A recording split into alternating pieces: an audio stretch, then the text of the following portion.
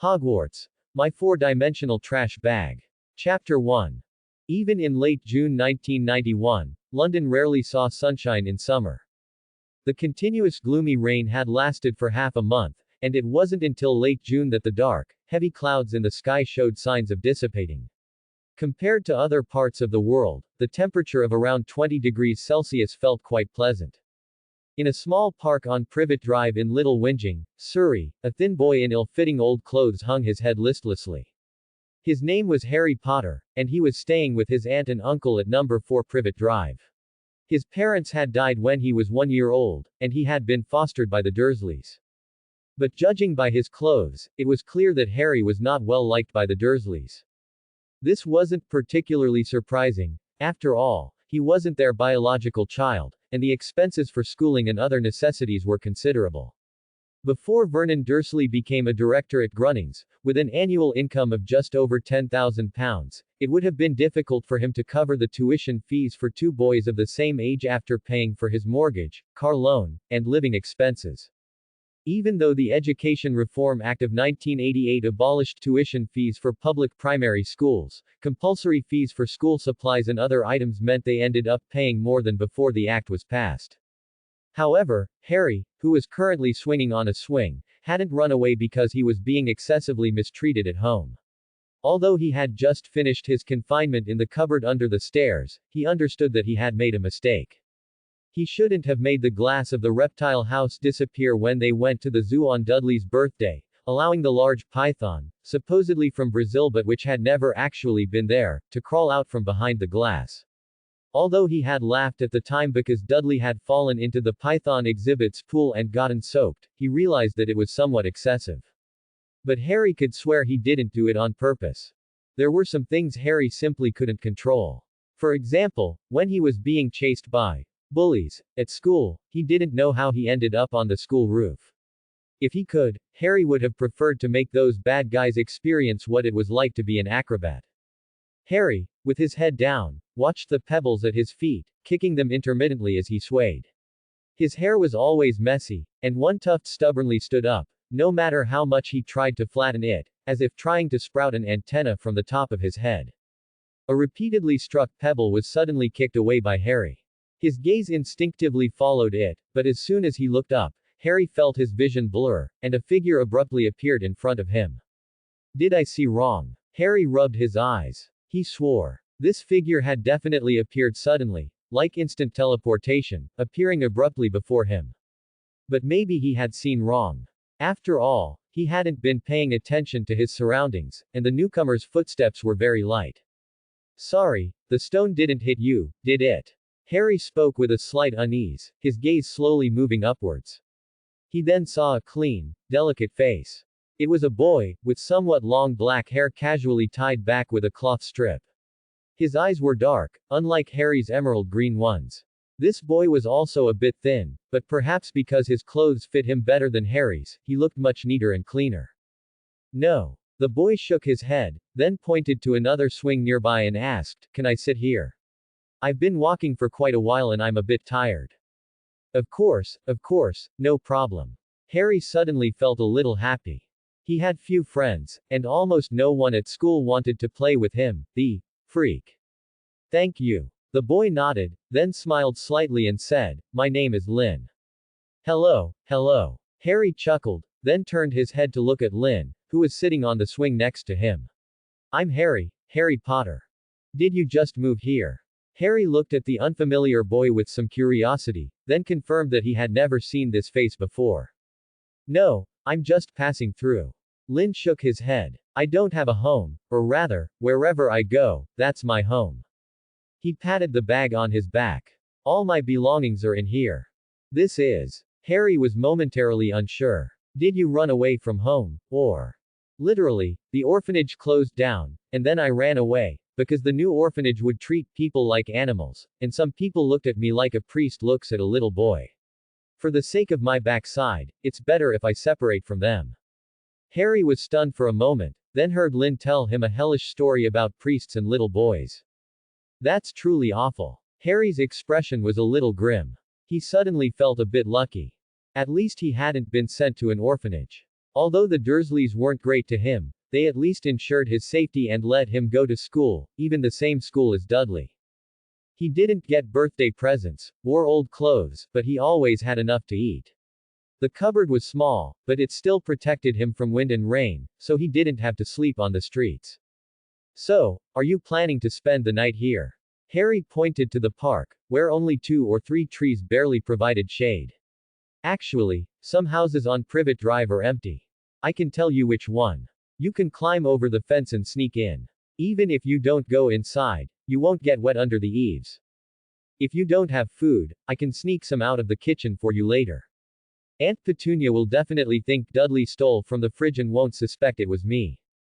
Thanks, but no need, I have food. Lynn smiled and waved his hand. Although he was a bit thin, his clothes were clean and tidy. Compared to Harry next to him, Harry looked more like someone sleeping on the streets. Dudley's old clothes were too baggy and large, and even old clothes from a few years ago fit Harry very poorly. By the way, Harry, why are you here alone? Is something bothering you? This. Harry scratched his messy hair, then dismally kicked the pebbles at his feet again.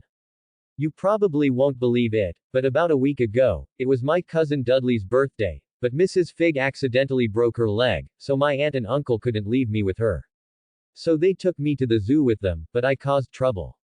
I accidentally made the glass of the snake enclosure disappear.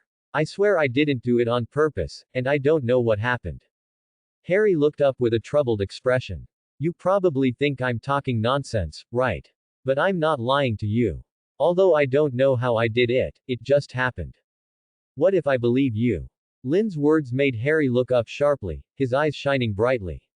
This was the first time Harry had ever been believed like this. You don't think I'm talking nonsense? Tilda. Lynn nodded, then opened his palm. I can actually do something a little different too. As he spoke, a pebble flew up from the ground and landed steadily in Lynn's palm. How did you do that? Harry exclaimed, a hint of wonder and longing flashing in his eyes. If he could also master this power, if he could also control his abilities. 3 years, at least 3 hours every day. Lynn held up 3 fingers.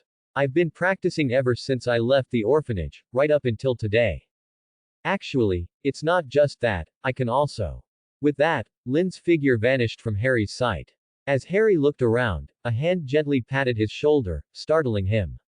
Teleportation. Wow. Cool. Harry turned his head, exclaiming. Yeah, something like that. Is it magic? I don't know, but I prefer to call it a superpower. Lynn sat back on the swing and gently swayed a few times. I had it once before. When I was being chased by some guys at school, I suddenly ended up on the school roof, which scared the teacher. Aunt Petunia was called in and scolded, and for the next week, my dinner was halved. Maybe I can learn this too. Harry's expression could now be described as radiant. He had always been troubled by his unpredictable special abilities, as every time they had manifested before, they had caused him a lot of trouble. I'm not sure, maybe you can. Then what should I do? Lynn, can you teach me? Harry looked at Lynn with anticipation, swallowing nervously. My method. Lynn frowned slightly, and after a moment of hesitation, slowly shook his head. I don't think you'll be able to use it. Why is that? The light on Harry's face dimmed. This was definitely a huge blow to him. Probably because. Lynn's voice deepened slightly. You haven't almost been stabbed to death with a dagger, have you? Looking at Lynn's calm expression, Harry shivered. He suddenly realized that someone wandering alone must have experienced many unimaginable difficulties. Harry fell silent. In his understanding, Lynn must have truly awakened his powers during some life and death crisis, crawling back from the brink of death. Ha ha ha ha, just kidding. Lynn, who suddenly burst out laughing, patted Harry's shoulder, then took his backpack, placed it in front of him, and reached inside to rummage through it. Dang ding ding ding, dang tilde tilde ding ding tilde. As a possibly existing but certainly inaudible background music played, Lynn pulled out a box the size of a triple-decker Big Mac. The box had red and blue stripes, with a circle of yellow polka dots on the red stripe in the middle. The material looked somewhat like plastic, but felt cool like metal to the touch. A superpower training box. Practice for 3 hours every day for 3 consecutive years, and you'll master superpowers. However, this item is secondhand, so it can only be used once. Huh. Harry looked at Lynn blankly, his expression pitiful. I'm not lying to you, Harry. Even though it's our first meeting, I don't like to lie. Okay. Although Harry felt this thing was a bit ridiculous, weren't his own affairs equally ridiculous? He still had a good impression of Lynn. However, even though this box can't be used, perhaps I can help you a little. Although my abilities are limited, I will do my best to help you. What's bothering you? Faced with Lynn's question, Harry pondered with some hesitation. Although learning superpowers is something I really want to do, I feel. Harry slowly began. He actually had a problem he needed to face right now, and this problem had been bothering him for a very long time. I want to make my aunt and uncle less, well, how should I put it? They seem to be very afraid of my, on and off strange abilities. I actually want to get along better with them, even though I sometimes cause them a lot of trouble. Harry, who couldn't quite articulate it at the moment, looked at Lynn, hoping he understood what he meant. Will this make you happy? Lynn looked at Harry seriously and asked him. It should, I suppose. If I can get along well with them, I think I'll be happy. This matter is not easy to handle. Lynn frowned in thought. Just before Harry was about to say, never mind, he looked at Harry again, a look of certainty on his face. I've thought of a way, but this method might not be perfect. Huh? Do you really have a way, Lynn? Harry asked in surprise. Can you really make aunt and uncle? Yes, but this will require you to sacrifice some things. After all, what you want is their tolerance towards you, is that right? Pretty much. Harry pondered for a moment and nodded. But what do I have to sacrifice? Do we have to sign a contract or? No, I'm not a demon, and I don't want your soul. You can think of it as my purpose in helping others is to make people happy. This world is 9 parts bitter and 1 part sweet. More smiles are a good thing. Lynn spoke earnestly, his face sincere and inspiring trust. Then what's the price? Although Harry somewhat believed him, he was still a little uneasy. I can only say that with my current abilities, I can only offer one chance. As for the price, I cannot reveal it for now. I can only tell you that this price will not make you sick, or die, nor will it sacrifice your health and life, nor will it turn you into a monster. As he spoke, Lynn rummaged through his backpack. Dang ding ding ding, dang tilde tilde ding ding tilde. Again, the possibly existing but inaudible background music played. A square, thin cracker was taken out of the backpack by Lynn. Eat it, and it will give you a brand new life. This change can be reversed, but not now, because I only have one cracker. If you've made up your mind, eat it. If you can't decide, then come back here tomorrow and return it to me. I'll be staying here for a few days. As he held the thin cracker in his palm, Harry felt it weighed 1,000 pounds. Although what Lynn said sounded a bit absurd, his expression was serious, and his voice was sincere. Despite still having many questions, Harry finally nodded slightly. I'll consider it carefully, Lynn. By the way, Harry, if you choose to eat it, remember to take a shower immediately after. Why? Harry was still a bit confused. This is to make its power take effect immediately and change your current life. Lynn gently patted Harry's shoulder, then picked up his backpack and slowly walked away. Lynn had hidden many things from Harry, but there were some things he hadn't lied about. He had indeed left the orphanage and wandered for several years, and he had indeed been kidnapped and coerced. However, by then he had been practicing his superpowers for over a year, and he had almost completely mastered the skill of telekinesis, so saving himself was not an issue at all. The superpower training box allows one to learn and master 3 different abilities: telekinesis, clairvoyance, and teleportation. If one specializes in only one, it takes about a year to master it. Compared to teleportation, telekinesis was more useful for Lynn. As for his claim of helping others, that much was true. Unlike other transmigrators from Earth, Lynn had no system. His helpfulness was purely out of passion, but what puzzled him was that even when he successfully helped others, he rarely saw happy smiles on their faces. In fact, those he helped would often hurl insults or even resort to physical violence. This deeply disheartened Lynn for a time, but his resolve was not easily shaken. However, with those past experiences, he became much more cautious when helping people. Although he didn't have a system, Lynn wasn't bothered. he had something 100 times better than any system. The year the orphanage closed, the dean returned some of the children's personal belongings they had brought with them. What Lin received was the swaddling cloth that had once wrapped his tiny body, a somewhat old, strangely shaped, crescent-shaped pocket. To others, it was just a good quality cloth pocket, but in Lin's hands, this cloth pocket could produce many strange and wondrous things. For example, the superpower training box he used to learn his abilities, and the biscuit he gave to Harry. These were all magical items with extraordinary powers. The only drawback was that these items were almost all single-use, or even incomplete. For instance, that biscuit was originally a full box, but when Lin got it, there was only one piece left. This pocket, or more accurately, this four-dimensional space pocket, contained an incredibly vast space. Every month, the pocket would suddenly produce some magical items, numbering between 1 and 3. They were almost always old goods with obvious signs of use. If they weren't picked up before the next refresh, the refreshed items would disappear. After obtaining this pocket, Lin acquired a total of 47 magical items over 3 years. The most numerous among them was a type of bamboo copter that could be placed on the head to grant flight, but only one of these bamboo copters was barely new, offering nearly 8 hours of flight time. The rest were worn-out discards from many battles, usable for only 3 to 4 hours, or even just 1 or 2 hours.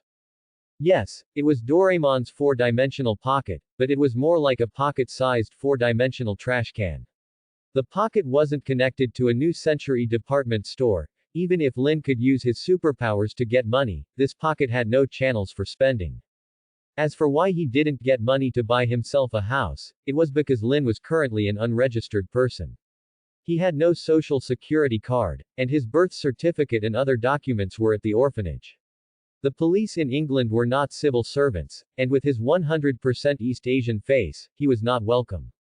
However, wandering outside didn't cause him much discomfort. After finding an empty, uninhabited house, Lin instantly teleported inside with a flash. Then, he unzipped his backpack and pulled out a hard tent from his bag, a light brown one. Although old, it was clean. This item, which looked like a simple single-person tent, was actually called the all-purpose tent. Although some functions were damaged, it was still quite effective as a suitable dwelling.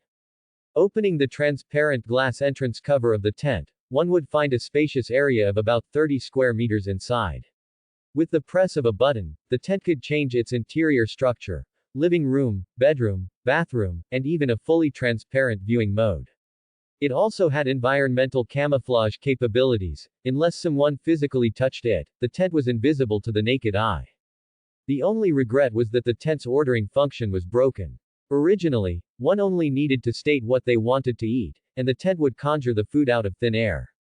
It might also be that the tent didn't accept pounds, or perhaps Lin didn't have a so-called home. But the food problem was no problem at all.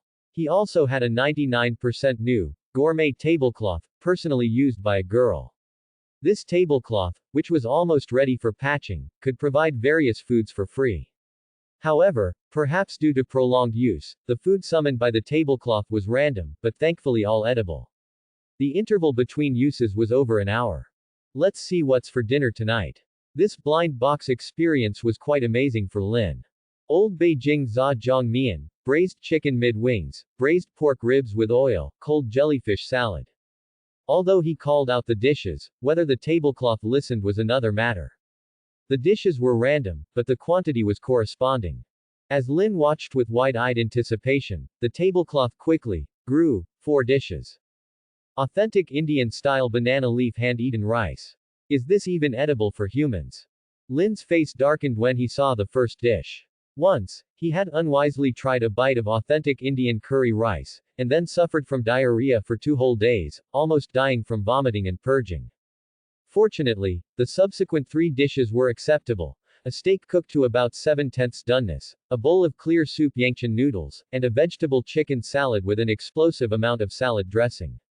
Aside from the food processing issues, all food from the gourmet tablecloth was edible, but magical concoctions like Indian curry could truly only be handled by the iron stomachs of Indians.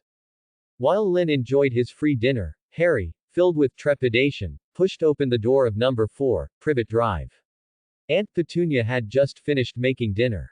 Seeing Harry as she walked out of the kitchen, she glanced at him, snorted softly, and then walked to the dining table with a stern face. Harry, sitting in the corner of the table, was a bit cautious. The food in front of him was not little, although it couldn't compare to the amount in front of Uncle Vernon and Dudley. It was enough to fill him about 80%, similar to Aunt Petunia's own portion. The atmosphere at the dinner table was no different than usual. Dudley was stuffing his face while watching TV, his table manners quite poor, while Aunt Petunia occasionally reached out with a napkin to wipe his mouth. Uncle Vernon didn't say a word, a trace of post-work fatigue on his face. After the silent dinner ended, Harry cleared the dishes and went to wash them in the kitchen as usual. After he had cleaned the kitchen and taken off his apron, he looked at the three people in the living room. The atmosphere was familiar yet still uncomfortable for him. By the way, boy, you. Uncle Vernon suddenly put down his newspaper and spoke. What is it? Harry took a deep breath and stepped forward 2 paces. What is it? Harry took a deep breath and stepped forward 2 paces. I'm telling you, you'll be going to Stonewall High School from now on. Stone-Wall. Dudley drawled out the name after hearing it, then burst into laughter. Clearly, he found the school's name hilarious, though Harry didn't know why it was funny. I understand. Harry nodded silently after glancing at Uncle Vernon. He knew he didn't have much choice, but at least he could continue his education. Although Stonewall High School wasn't a great school, it wasn't without its advantages. This comprehensive school was a hybrid of a regular and a vocational school. After graduating from GCSE, if his grades were good enough, he could continue with 2 years of A-level courses and then enter university, or pursue vocational foundation courses, smoothly transferring to a vocational college. The income of skilled workers was not low. 1/3 of 16-year-old graduates in Britain chose to study at vocational colleges. If his grades were really bad, he could still find direct employment after graduation, such as working as a warehouse keeper at Uncle Vernon's drill company. If he had the ability, he could also apply to join the Royal Army Cadet Force. Compared to the options at Melling High School, which Dudley was attending, Stonewall High School offered a wider range of choices. Harry's grades in school weren't great, so this path wasn't a bad choice and was quite cost-effective. Good that you know. Uncle Vernon raised his newspaper, no longer speaking to Harry. The incident where Harry had let out the python had indeed traumatized them. I'm going to take a shower. Harry whispered, then picked up his change of clothes and walked towards the bathroom. After he closed the door, Harry leaned against the cool tiled wall of the bathroom. He carefully fumbled in his clothes pocket for the biscuit, staring at it for a long time. Ever since he got this biscuit, Harry's heart had been in a constant struggle. On one hand, he worried about the cost of eating it, and on the other hand, he hoped the biscuit could bring about some different change for him. Opportunity came with risk, and this risk was unknown. Maybe I don't have to eat it. I'll be going off to school in September and will only come back for holidays. I can avoid seeing and living with them for a long time. I just need to get through these last 2 months. Harry swallowed, constantly making excuses for himself to reject the unknown risk. But looking at his own scrawny, thin reflection in the mirror, clad in loose, ill-fitting old clothes, Harry's gaze darkened, fixed on the biscuit in his hand. If my mom and dad were still here, how wonderful that would be. Harry let out a long sigh, feeling a sense of exhaustion, then he closed his eyes, opened his mouth, and popped the biscuit in, chewing it vigorously. It was no different from an ordinary biscuit, crispy and crunchy, with a hint of wheat flour aroma and a faint salty taste. There were no other strange flavors. After swallowing hard several times to get the entire biscuit down, none of the situations Harry had anticipated occurred. It was as if it was just an ordinary biscuit. Suddenly, a hint of disappointment rose in Harry's heart. He felt he must have been tricked. After all, it was just a plain, unremarkable biscuit, nothing more. He took off his clothes and trousers, turned on the showerhead, placed his glasses aside, and let the perfectly tempered water wash over his body. But as he was scrubbing his body, Harry, feeling a subtle sensation on his chest, suddenly tensed up. He frantically turned off the faucet, wiped the water from his face, and forced his eyes open. His trembling hand reached down to feel, and a scream of terror mixed with despair echoed shrilly through the bathroom. The scream, filled with terror, despair, collapse, and utter disbelief, made Dudley slip on his bottom and fall to the ground. The potato chips he was holding scattered everywhere, flipping over and landing on his head. Uncle Vernon and Aunt Petunia, also startled, abruptly stood up. What in the world are you doing in there? Just as Uncle Vernon roared, Aunt Petunia reached out and grabbed his arm. That sounds a bit off, Vernon. Aunt Petunia's face showed a hint of tension as she hurried a few steps forward, finally stopping outside the bathroom door.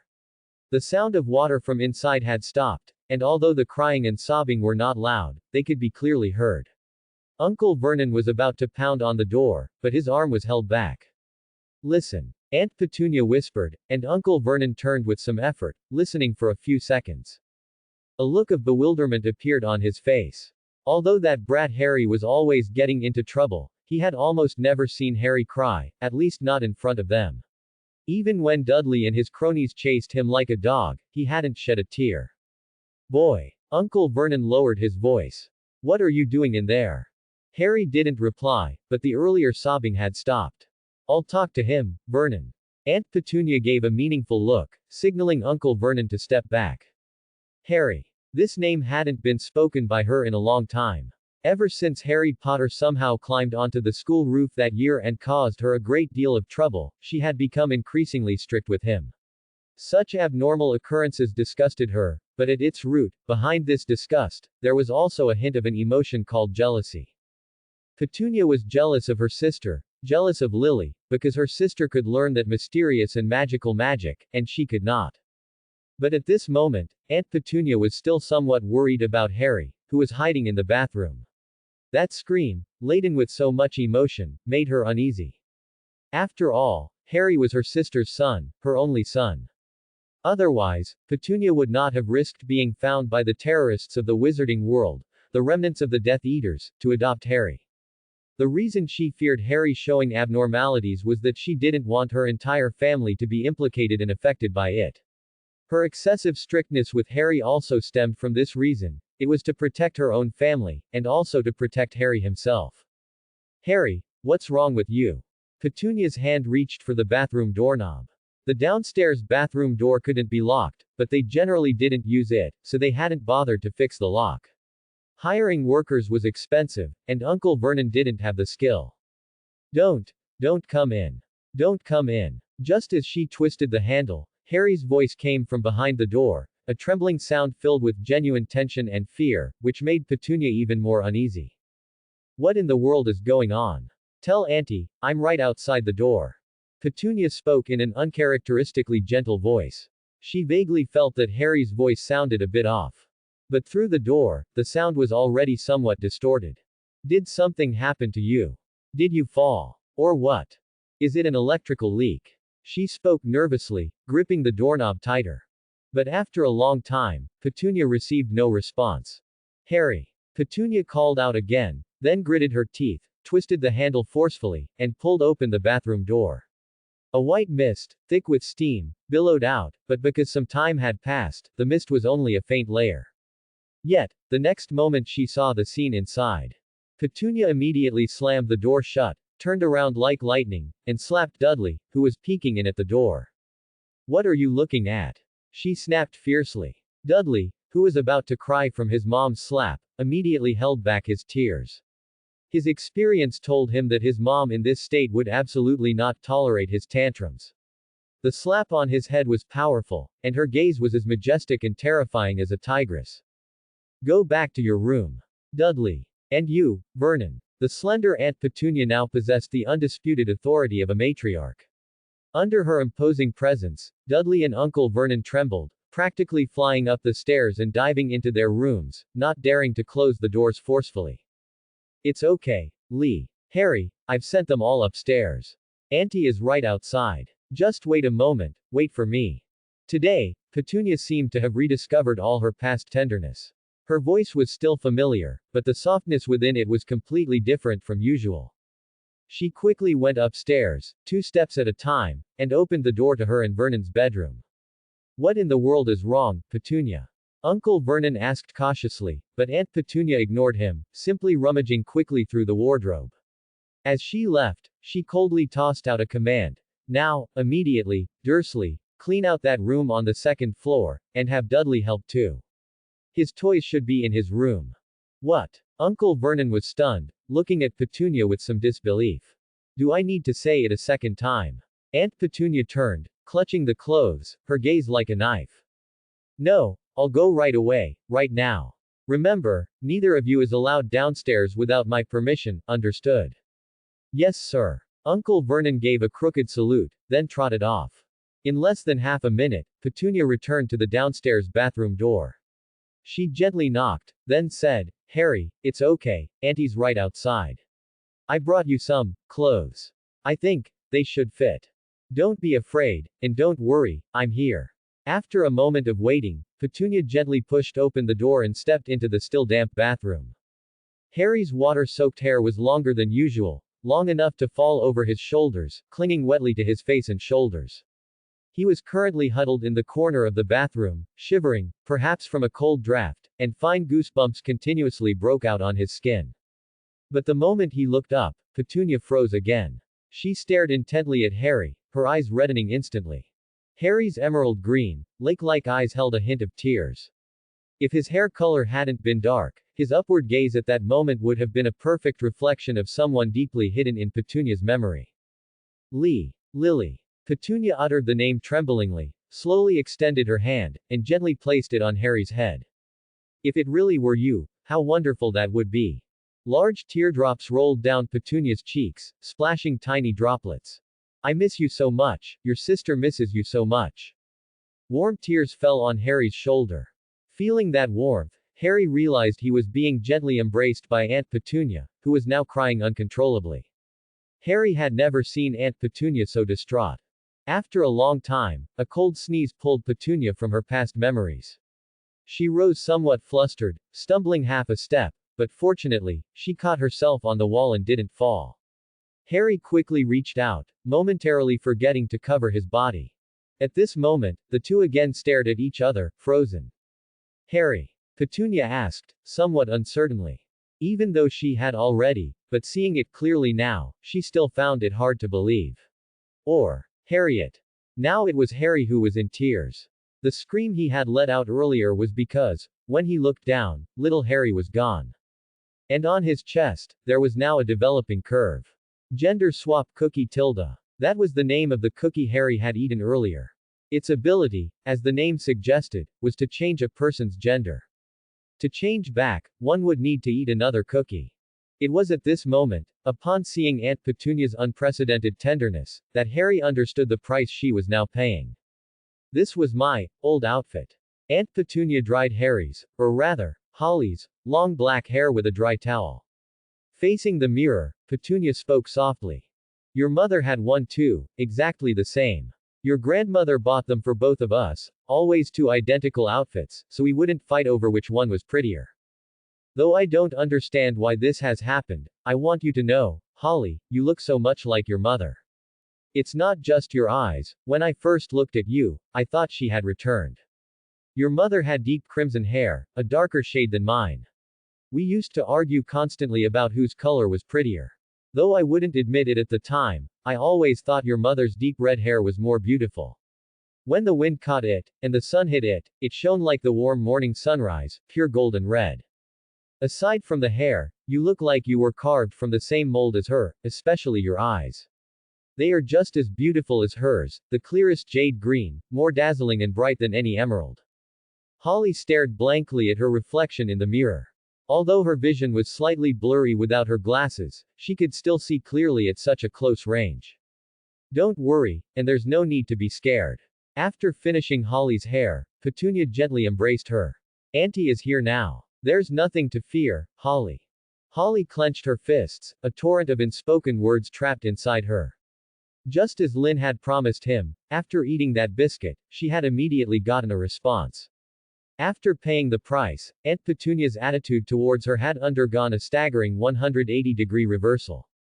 This gentle concern was undeniable, and the strong, warm embrace was palpably real. Her tightly clenched fists loosened slightly, only to immediately tighten once more. She could not accept the change in herself, at least not yet. She wanted to find Lynn right away, but she had no idea where the fellow was hiding. Her only option now was to wait until tomorrow, when Lynn would return to the swing set. Petunia led Holly out of the bathroom. They were the only two in the living room. From the second floor came the grunting and scraping sounds of things being moved. Vernon and Dudley were working diligently. Dudley, who was usually prone to slacking off, was surprisingly industrious today, likely frightened by his mother. Boys, after all, tend to grow after experiencing a setback. I've had your uncle and cousin clear out a room for you. It's the one where Dudley used to keep his toys. I'll tidy it up a bit later. You'll sleep there tonight. Auntie hasn't been good to you before, but Holly, please don't blame me. There is a reason for this. Petunia fell silent for a moment, then bit her lip, having made a firm decision. Your parents did not die in a car accident. The moment the words left Petunia's mouth, Holly instantly sat bolt upright, her slightly reddened eyes staring fixedly at Petunia. Her lips trembled faintly before she bit down hard, nearly drawing blood. Lily. Petunia swallowed hard. She was different from me. After a brief pause, Petunia continued her story. When she was 11, Lily received a letter delivered by an owl. It said that Hogwarts School of Witchcraft and Wizardry invited her to study there. It wasn't an ordinary school, but a. Petunia took another deep breath, trying to steady herself. It was a school of magic, a school that trained wizards and taught them how to use magic. But only your mother could go. I couldn't. I didn't have the talent for magic. To be honest, I was terribly jealous of your mother back then. I felt it was completely unfair. Later on, however, I came to terms with it. Your mother graduated from that school, but she told me that world wasn't peaceful. There was a terrorist named Voldemort, who was murdering people everywhere. Exactly 10 years ago, the headmaster of Hogwarts, Albus Dumbledore, arrived. He gave you to me, explaining that your mother died protecting you and left a protective charm on you. This charm only works when you live with your blood relatives. Our parents, your grandparents, died of illness while Lily and I were still in school, so I was the only one left. I was terrified because that man's followers were still out there. Although we heard Voldemort was dead, his accomplices were looking for you. Professor Dumbledore said that because of you, Voldemort died, and those people would naturally hunt you down to take revenge for him. I was so afraid that you would exhibit those unnatural abilities, because it was dangerous. What if those people found you out, right? Petunia held Holly's hand, gripping it tightly, her own hand was even trembling slightly. Please don't blame Auntie for how I treated you before, and don't blame me for getting so angry at you, because if these things were ever discovered, you wouldn't be the only one whose life would be threatened. I'm sorry. Holly lowered her head and spoke in a dry, strained voice. Now that Aunt Petunia had told her everything, Holly finally understood why her aunt had flown into such a terrible rage whenever she caused those strange incidents. She wasn't stupid or slow, she understood exactly what implications lay behind this matter. But I didn't do it on purpose. I can't. I don't want to. Holly stammered awkwardly. I don't even know how I made those things happen. I'm truly sorry. It's all in the past now, Holly, all in the past. You don't need to apologize. I'm the one who should be apologizing. Aunt Petunia gently hugged Holly, then cupped her face, studying her closely. As she watched, her eyes grew slightly red, but she held back her tears and suddenly managed a small smile. You're so alike. Before, you resembled your father more. To be honest, your uncle and I didn't care much for your father. He was a bit reckless, a weirdo, and had no manners. I was very uneasy about my sister marrying him, but I couldn't stop her. But now, you look almost exactly like your mother. Petunia gently stroked Holly's hair and murmured, except for the hair. But black hair is lovely too, like silk. It feels like the finest satin. Tomorrow, we'll go out, and Auntie will take you shopping for new clothes. If you haven't adjusted yet, we can stick to boys' clothes for now. You look just as handsome in them. Just like your mother, everything looks good on you. The mention of this made Holly feel even more awkward. She bit her lip, unsure how to answer. Lily was exactly the same when she couldn't make a decision. She always used to bite her lip. Is that right? Holly pressed her lips together and lowered her gaze again. About half an hour later, the noise upstairs finally ceased. Petunia turned her head and spotted two furtive heads peering around the top of the staircase. The moment she looked their way, the two large heads swiftly ducked back out of sight. Regardless, this is something that must be faced, Holly. Petunia patted the back of Holly's hand, then called out, Vernon, come down here. Uncle Vernon's stout figure appeared at the staircase landing, an awkward smile plastered on his face, and he slowly descended, step by step. There is something I need to tell you, Vernon. You should sit down first. Although he didn't know what was happening, Uncle Vernon sat down obediently. Just now, Aunt Petunia pointed to the bathroom. Harry turned into a girl. I saw it with my own eyes. I'm sure of it, and what did you say? Shut up. Oh, all right, all right. Uncle Vernon sharply pulled his head back, nervously sneaking a glance at Harry, who had her back to him. And Harry looks exactly like Lily, almost identical except for her hair.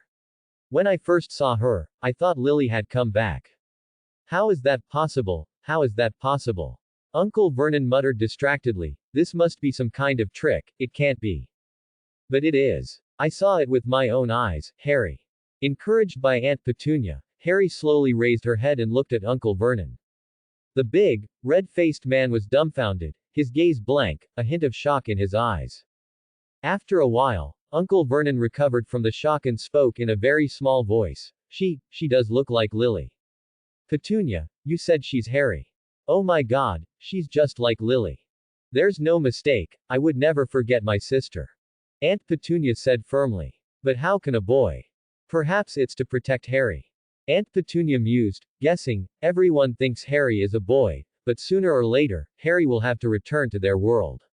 You know about Harry's past, but what if Harry has to go to their world after this? Lily received her letter when she was 11, a letter sent by an owl, and Harry is also turning 11 this year, at the end of July. Oh, I get it. Uncle Vernon slapped his thigh. If Harry isn't Harry, but Harriet, then Harriet can, right? Their guesses sounded plausible at first, but Harry, who knew the truth, was well aware that it wasn't like that at all. She was a boy, definitely a pure, ironclad man before. But with the current changes, Harry had no idea how to explain it. Eating a cookie and turning into a girl, that was even more unscientific than magic existing in the world. The two, now embodying Sherlock Holmes, began a deep analysis, and the more they talked, the more reasonable it seemed. So Uncle Vernon's gaze towards Harry gradually changed. To be honest, in his heart, if Harry had been a girl from the start, he wouldn't have yelled and screamed like before. If this girl was as cute and pretty as Harry was now, it would be even harder for him to speak harshly. After all, in his younger, unfattened days, Uncle Vernon prided himself on being an English gentleman. The old Harry resembled his annoying father, and Vernon naturally found him more and more an eyesore. But now, everything had changed. Mainly, he already had a son, and he yearned for a little cotton jacket to dote on, and even if this cotton jacket wasn't his own, it could still be considered his, since he worked hard to earn money to raise her. But the two Sherlock Holmes discussion didn't last long, because a heavy thud came from the stairs, a thump tilde tilde clank tilde tilde tilde, followed by an ouch of pain. Dudley, who was peeking over the banister, accidentally fell down and rolled into a ball. Instinctively, everyone turned to look. When Dudley opened his tear-filled eyes, he met Harry's gaze. Ah! It was Dudley's terrified scream. Shut up. X2. Uncle Vernon and Aunt Petunia spoke in unison, cutting off Dudley's scream. It's too much trouble to explain to you. In short, you have a cousin now, Dudley. Uncle Vernon said in a deep voice, stepping forward and grabbing Dudley's arm to pull him off the floor. Harry is a girl, but we all thought she was a boy before. Do you understand? Understand? Understand what? Dudley's mouth hung open, and he was trembling all over. Slap tilde. Dudley, slapped on the back by Uncle Vernon, jumped in pain, his whole face contorted. Do you understand or not? I understand. I understand. I completely understand. Dudley immediately replied without a word. Harry was originally a girl, but I thought she was a boy before. I'm an idiot. I shouldn't have bullied her before. Is that right, Dad? At this moment, Dudley's brain, supercharged by the slap, made a right-angle turn at 180 miles an hour.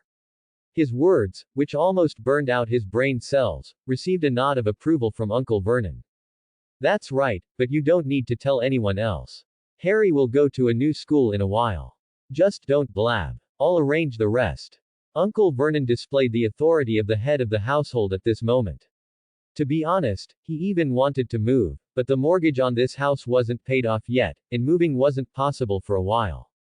He only hoped that his pointy-eared, gossiping neighbors would find out later, preferably not until he earned enough money to buy a new house. If anyone asks where the old Harry went, we'll all say he was sent to boarding school. This is your distant cousin, coming to visit you during the holidays. Harry, you should also use a fake name, so the neighbors don't suspect anything. Let's call you Leah Evans. Harry was silent for a moment, then nodded. After all, she had no other choice at this point. Unless she could change back immediately, back into a boy. But do I have that chance? Harry wondered to herself, a faint sadness and despair rising again, though compared to before, this resentment seemed to have faded quite a bit. Tomorrow we'll take Leah to the mall and buy her some new clothes, Vernon. I have no problem at all. Although Leah looks great in this, we should buy more, buy several. I can take half a day off, and I'll drive you. Uncle Vernon had no complaints at all at this moment. Harry had never seen that smiling face directed at her before. It was at this moment that Dudley, suddenly feeling like he had lost something very important, stood there in a daze, but as he thought about it, he suddenly chuckled, his lips curling up slightly, muttering, Leah. Hee hee. I have a cousin, hee hee tilde. What are you grinning about, you brat? Dudley, who was suddenly slapped again by his father, stood at attention. Go back to your room and sleep. Oh. Dudley responded weakly. Aunt Petunia called out to Dudley. Starting tomorrow, Dudley, you're not allowed to eat snacks. Didn't you learn boxing for a few years before? Start practicing again, understand? Huh. Dudley put on a sad, piggy-faced expression, the words, total collapse, echoing in his mind. Why, Mom? You're a big brother now, and all you do is eat, eat, eat. Your dad was much thinner than you when he was young. Will any girls like you like that? If you can't lose 20 pounds before school starts, you won't get any pocket money for the whole semester. Ah. Shut up. X2. Dudley, suddenly realizing what he had truly lost the vibrant light of life in his eyes. He shuffled upstairs with heavy steps, like a zombie boomer, the sound of his heart breaking scattering with every step he took. Come, Leah, try this one. You think this one looks good too, don't you, Vernon? But it's a dress, Aunt Petunia, Harry whispered, a faint blush creeping up her cheeks. But this one really looks good, it goes especially well with your hair. Aunt Petunia held up a moon-white dress against Harry's body and gestured, this one, just this one, buy this one, just one. You'll look absolutely beautiful in it. I think it's great too, it really suits you, Leah, I mean it. Uncle Vernon also chimed in, his hands full of shopping bags, yet he was full of energy and vigor, showing no signs of the breathlessness usually associated with accompanying someone on a shopping spree. Then, all right. Harry, unsure of what else to say, bit the bullet and nodded. Although she also realized the dress was beautiful, the problem was that the person wearing it wasn't someone else, but herself. How am I supposed to wear a dress? Harry, who desperately wanted to squat in a corner and draw circles, covered her face. This shy and adorable look made Aunt Petunia's eyes practically sparkle. You'll get used to it slowly, Leah. Petunia linked arms with Harry, then took her to the next stop. Now let's pick out some glasses for you, to match your clothes. Harry, who had never experienced such preferential treatment in her 11 years of life, felt both resistant and touched. She could feel her aunt and uncle's unreserved kindness towards her at this moment, which made her ponder deeply. Did Dad really do something to Aunt and Uncle before, making them have such a bad impression of him? Is the change so obvious just because I look like Mom after turning into a girl? Harry clearly felt Aunt Petunia's longing and love for her mother at this moment, and at the same time, this only highlighted how deep her aversion to her father was. They spent almost the entire morning shopping in the mall, buying so many things that the packages almost didn't fit into Uncle Vernon's new car's trunk and back seat.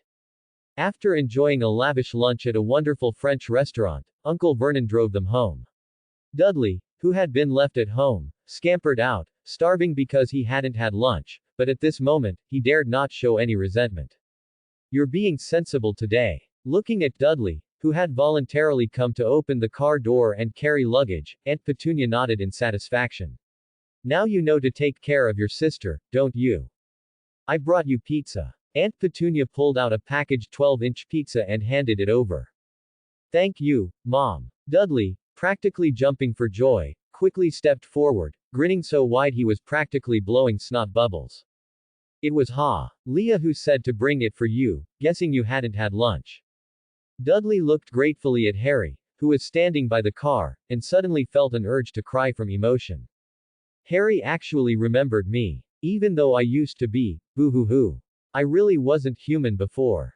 Dudley, clutching the pizza box and running to the side to dip his tears in sauce, felt that this somewhat cold pizza was the best thing he had ever eaten in his life, bar none. Aunt Petunia began to redecorate her new room. The bedding was all new, and she bought many decorations, all hand-picked by Aunt Petunia herself. Harry, unable to help, was assigned to rest in the living room, but she felt a bit restless. Aunt, I need to go out for a bit. Harry walked to the second-floor doorway and spoke to the busy Aunt Petunia. She planned to go see Lynn, at least she needed to clarify some things. All right, you know Privet Drive well. Be careful outside and be back before dinner. Aunt Petunia instructed, then slipped a 20-pound note into Harry's hand. If you want to eat anything, go buy it. Leah, you're a bit too thin. If you put on a little more weight, you'll definitely be even cuter. Stepping out, bright sunlight fell from above, and her black, silken hair cascaded down like a waterfall, gently swaying with Harry's steps. Although her new clothes were in a men's style, she wore them without any sense of incongruity, instead giving off a neat and dashing visual impression. With sufficient good looks, anything actually looks good, even if it's just a tattered rag bag, it can be called trendy and fashionable. The walk to the small park wasn't long, just over 10 minutes at a leisurely pace, but Harry felt the path was very, very long, so long that by the time she reached the small park, much of the anger she had felt when she left home to confront someone had unknowingly dissipated. You're here. Lynn, who was sitting on the swing, still held a book, a Muggle magazine. Upon seeing Harry, Lynn put the book away. Why didn't you tell me the price before? Harry gathered her remaining anger and spoke somewhat aggressively, But her words were immediately interrupted. Lynn asked only one question, and it stuffed back many words Harry had been about to say. Have your aunt and uncle, and even your cousin, changed their opinion of you? Harry was silent for a long time, finally nodding slightly, somewhat unwillingly. Yes, they have. Then your wish came true, didn't it? Yes, but everything requires a price. This price might be small, but it might also be significant. So, do you think the price you paid to achieve this wish was big or small? This price is certainly huge. Harry glared at Lynn. I'm a boy, not a girl. Is that so? What if you think about it more carefully? Lynn looked into Harry's eyes and spoke calmly. If being a boy is better than being a girl, then in what way is it better? This question stumped Harry. At 11 years old, her thoughts were simple, not yet exposed to the complexities of the future. But, perhaps you're thinking that as a boy, you'll meet the girl you like in the future. Lynn glanced at Harry with interest, then patted the swing next to him, motioning for her to sit down and chat. No. Although there is that. Who says girls can't like girls? Lynn spread his hands. You can look at some things from a different perspective. For example, you meet a girl who makes your heart flutter. If you were a boy, would you be able to quickly get to know her and become friends? Harry paused. He knew he wasn't good at socializing, especially with girls. Probably not. So here's the problem. The girl who makes your heart flutter must be beautiful, right? Harry nodded slightly. Then beautiful girls are also liked by others, right? Yes. Since you're not good at dealing with girls, and you're not a top-notch handsome model, what you'll encounter then is, watching the girl you like fall into the arms of others. Harry's face changed from slightly red to somewhat pale, then darkened a few shades. He had just imagined it according to Lynn's words and felt that the scene came with a sickly green filter. But what if you're a girl? Lynn said with a smile. You can easily become friends with that girl, you can chat with her completely without burden, You can even take classes together, eat together, and even rest in the same dorm room.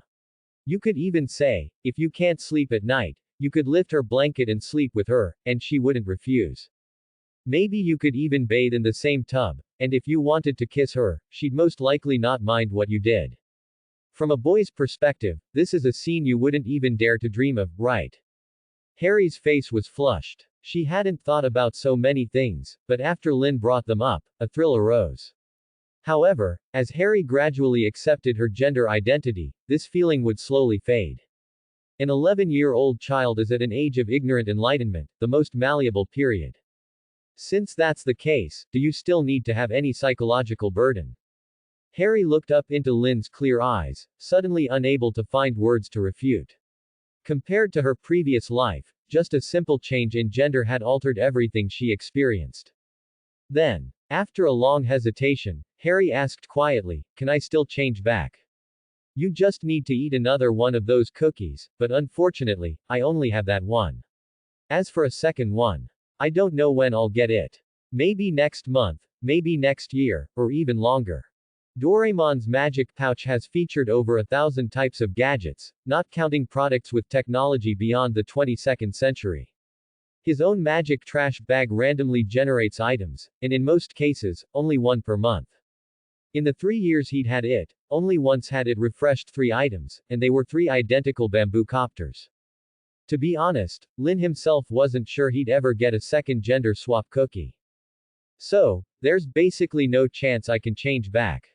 There's still hope, but the probability is indeed low. Lin spoke truthfully. But no matter what, the current outcome is good, isn't it? Maybe, it is. Harry said uncertainly, but she also knew that at least it wasn't worse than before. So, are you happy now? Lin smiled and said, "You now have your own new room, new clothes, an aunt who wants to pour all her longing for her sister into you and cares for you, and your uncle and cousin have also changed their opinion of you. Are you happy?" Lin asked again. Harry didn't answer for a long time, just swung on the swing, kicking at the pebbles beneath her feet as she had yesterday, lost in thought. It should be happiness. Harry mumbled, but when she looked up again, Lin was gone. The tail end of June quietly departed, and in the blink of an eye, it was July 1st. It was at this time that the summer heatwave finally arrived, albeit belatedly. The temperature rose to just over 30 degrees Celsius. Although it wasn't a scorching heat, it was warm enough to warrant lighter clothing than before. "Have you considered wearing a skirt, Leah?" As a friend recognized by Harry, Lin's relationship with her had indeed grown much closer after several days of familiarity. In front of Lin, who knew her inside and out, Harry was able to let loose more. "I'm not used to it. It always feels breezy, and the wind blows up from below." Harry answered subconsciously, but immediately covered her mouth. "Aunt Petunia insisted I try it, it wasn't me. Aren't kilts worn by men? There's nothing unusual about it. High heels and stockings were originally made for men too." "Is that so?" Harry realized, enlightened by this new knowledge, and her resistance to skirts seemed to lessen a bit. "That's why reading more can teach you a lot of things." Lin closed the magazine he was holding and then got up from the sofa. "Breakfast is ready." Aunt Petunia's voice came from the kitchen. Lin was visiting Harry's house today, and also taking the opportunity to freeload a meal. Petunia and Vernon had a good impression of Lin. Although his clothes were simple, Lin was neatly dressed and had a delicate appearance. At a glance, he seemed like an obedient and sensible child. Most importantly, Lin had helped Dudley a great deal. "Dudley, breakfast is ready." Aunt Petunia's roar echoed upstairs. After Harry arrived, Dudley's position as the family emperor steadily declined to that of a younger brother. He would get slapped by his parents from time to time because he was always slacking off during his exercise and weight loss routine. "Almost. Huff, I'm almost done running." Dudley's heavy, breathless panting came from his bedroom. The door was open, so the sound was very clear. Dudley, who had been given a strict order to lose weight, really lacked the great willpower, but this wasn't a big problem. As a good young man who acted out of love and was eager to help others, Lin was not stingy in using his powers to help those in need as much as possible. After learning about Dudley's situation, Lin, who happened to have a suitable item, pulled out a small toy resembling a spaceship rocket. Compulsory exercise room tilde. Just by pressing a switch, the house where this item was installed would transform into a super gym that forced people to exercise. The floor would become a treadmill, the bed would become a trampoline, and there would even be a series of training programs such as wrist strength, weightlifting, pull-ups, vaulting, obstacle crossing, and so on. However, the item in Lynn's hand was still secondhand, and its effective range was not large enough to cover the entire Dursley mansion, but it was more than enough to cover Dudley's room. But because it was secondhand, once activated, it would continue to run for at least an hour and a half before shutting down. Even if one wanted to stop it manually, it was impossible, they had to wait for the time to expire. Dudley's hard times had arrived. Morning, noon, and night, 3 workouts a day. After controlling his diet, the guy visibly lost a lot of weight. He had evolved from a fat, captive domestic pig to a robust, free-range pig that roamed the mountains, its meat quality having improved by a notch, which made the Dursleys quite satisfied. Perhaps because of Harry, the Dursleys, who were originally extremely fearful of such supernatural powers, had developed a certain level of acceptance. Although Lynn repeatedly emphasized that this was not magic, but future technology, they merely smiled and didn't believe him at all. Could future technology have such magical effects? Are you trying to tell us we haven't seen sci-fi movies? But no matter what, the compulsory exercise room was incredibly effective. After seeing their son's transformation, their attitude towards Lynn was also quite good. About 10 minutes later, a sweaty Dudley stumbled down the stairs. He was drenched in sweat, his clothes so wet they could be wrung out for 2 pounds of water. Go take a shower, you stink. Dudley, who had been yelled at by his father, stuck out his tongue and headed for the downstairs bathroom. There used to be an independent bathroom upstairs, but now, it was basically Harry's exclusive. If Dudley wanted to shower, he had to come downstairs. Yes. Dudley, too exhausted to speak, dragged his leaden legs into the bathroom. Soon, the cold water made him shriek and yelp. 2 minutes later, the shivering Dudley, feeling refreshed, wiped his short hair with a towel. But just as he reached the living room, the sound of mail being delivered echoed from outside the door. Go get the mail, Dudley. Uncle Vernon said from behind his newspaper, without lifting his head. Why don't I go? Harry had already finished her breakfast and was clearing her dishes, getting up. Let Dudley go, he needs the exercise. Dudley gave his father a resentful look and sighed, feeling unloved and tired. Fine, I'll go. A moment later, Dudley suddenly bounced in from the doorway, clutching 4 envelopes in his hand, and excitedly shouted into the living room, one is for Leah. And Hogwarts. Aunt Petunia abruptly stood up, interrupting Dudley, and took the letters from his hand in 2 steps. One from Marge, and one is a bill. Aunt Petunia casually tossed the other 3 letters onto the table, excitedly staring at the 3rd letter, and read the words aloud. Surrey. Little Whinging. Privet Drive 4. To filled square Potter filled square. The line that should have been Harry's name was repeatedly scribbled over, finally becoming several dark black squares. It was likely that Hogwarts' magical postal system was experiencing a glitch at this moment, completely unsure how to address him correctly, so they could only write the surname. Hogwarts School of Witchcraft and Wizardry. Headmaster. Albus Dumbledore. Supreme Mugwump of the International Confederation of Wizards, Chief Warlock of the Wizengamot, First-Class Sorcerer of the Order of Merlin. Dear Potter, we are pleased to inform you that you have been accepted to Hogwarts School of Witchcraft and Wizardry. Enclosed is a list of required books and equipment. The term begins on September 1st. On the day the letter is signed for, Hogwarts will dispatch a professor to your home to guide you through the enrollment process.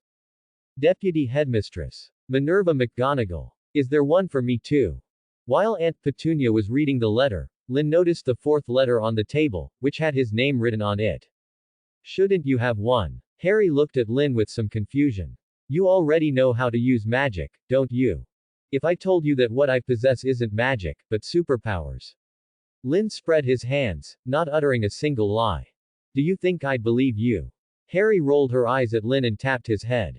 I'm not an idiot. Hogwarts professor. A long dormant memory unlocked in Petunia's mind. When Lily received her letter, a Hogwarts professor also came. It was a necessary procedure for Muggle-born wizards and witches to have a professor convince their parents that it was all real.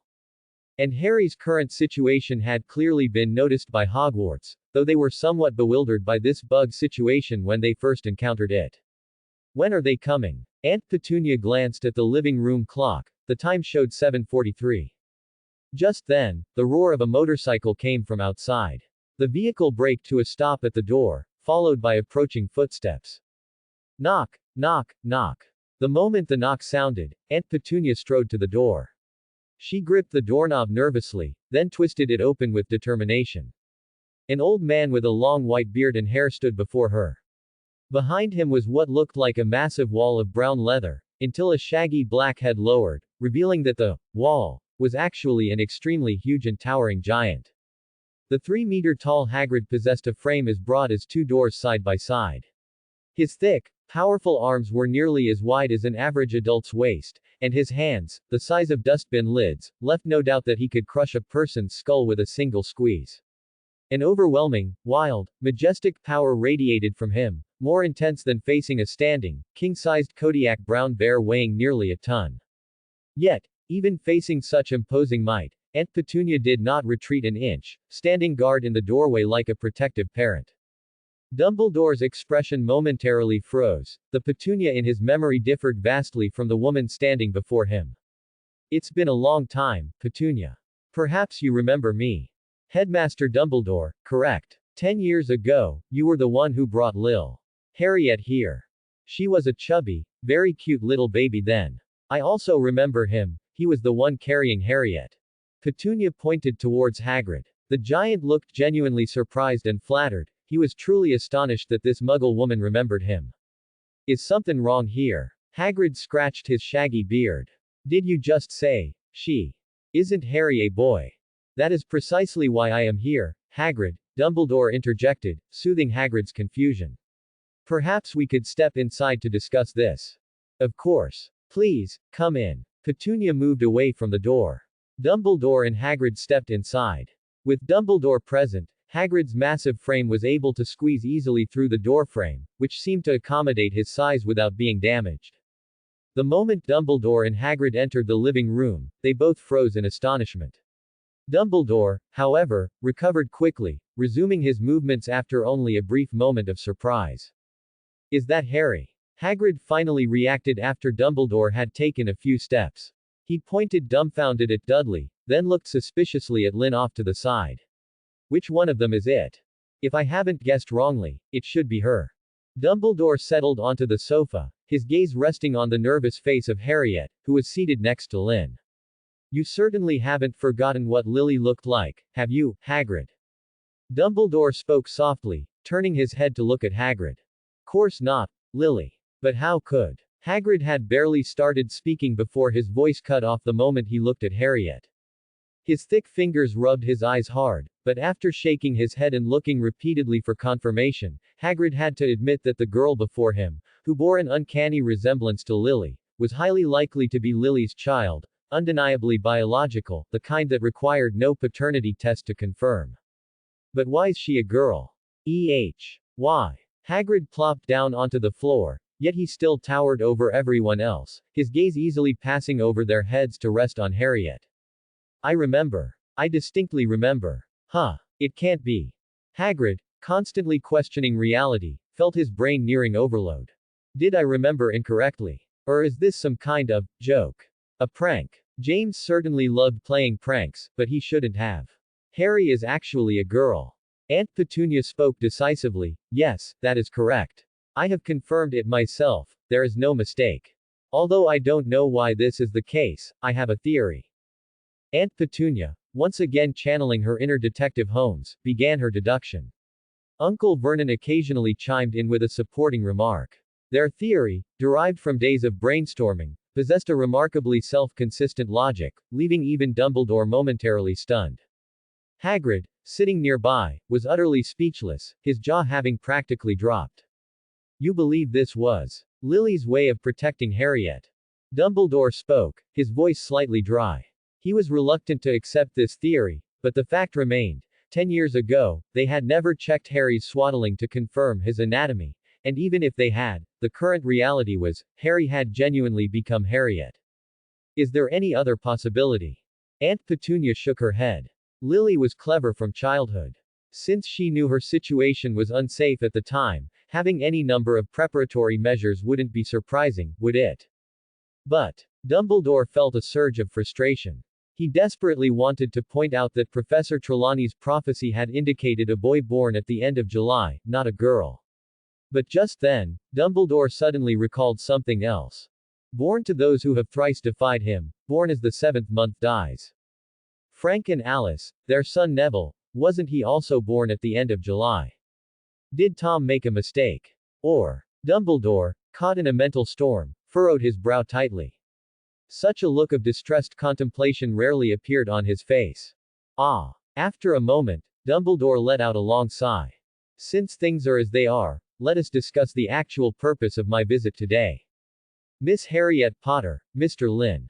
Dumbledore's gaze fell upon the two children seated together in front of him.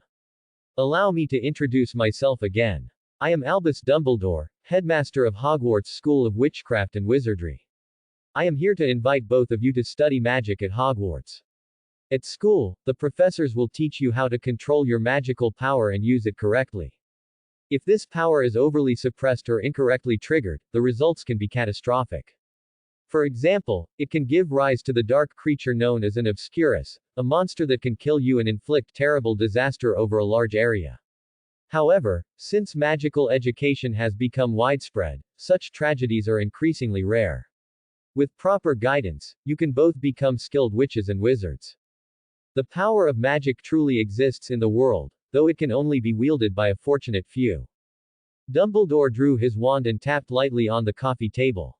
Instantly, the table transformed into a patch of grass, and countless flowers bloomed from the green blades, filling the living room with their fragrance. Then, is it possible for me to learn magic?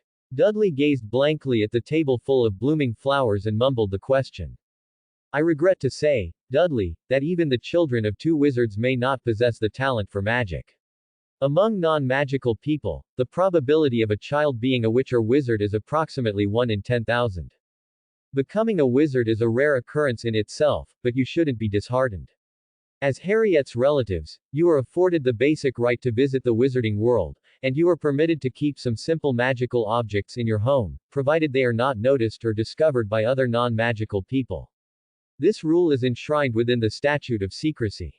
If you violate the Statute of Secrecy, Ministry of Magic personnel will immediately call upon you, partly to handle related matters, such as modifying memories and restoring things to their original state, and partly to issue fines. If the nature of the offense is severe, this privilege may be revoked. Dudley's initial disappointment lessened slightly.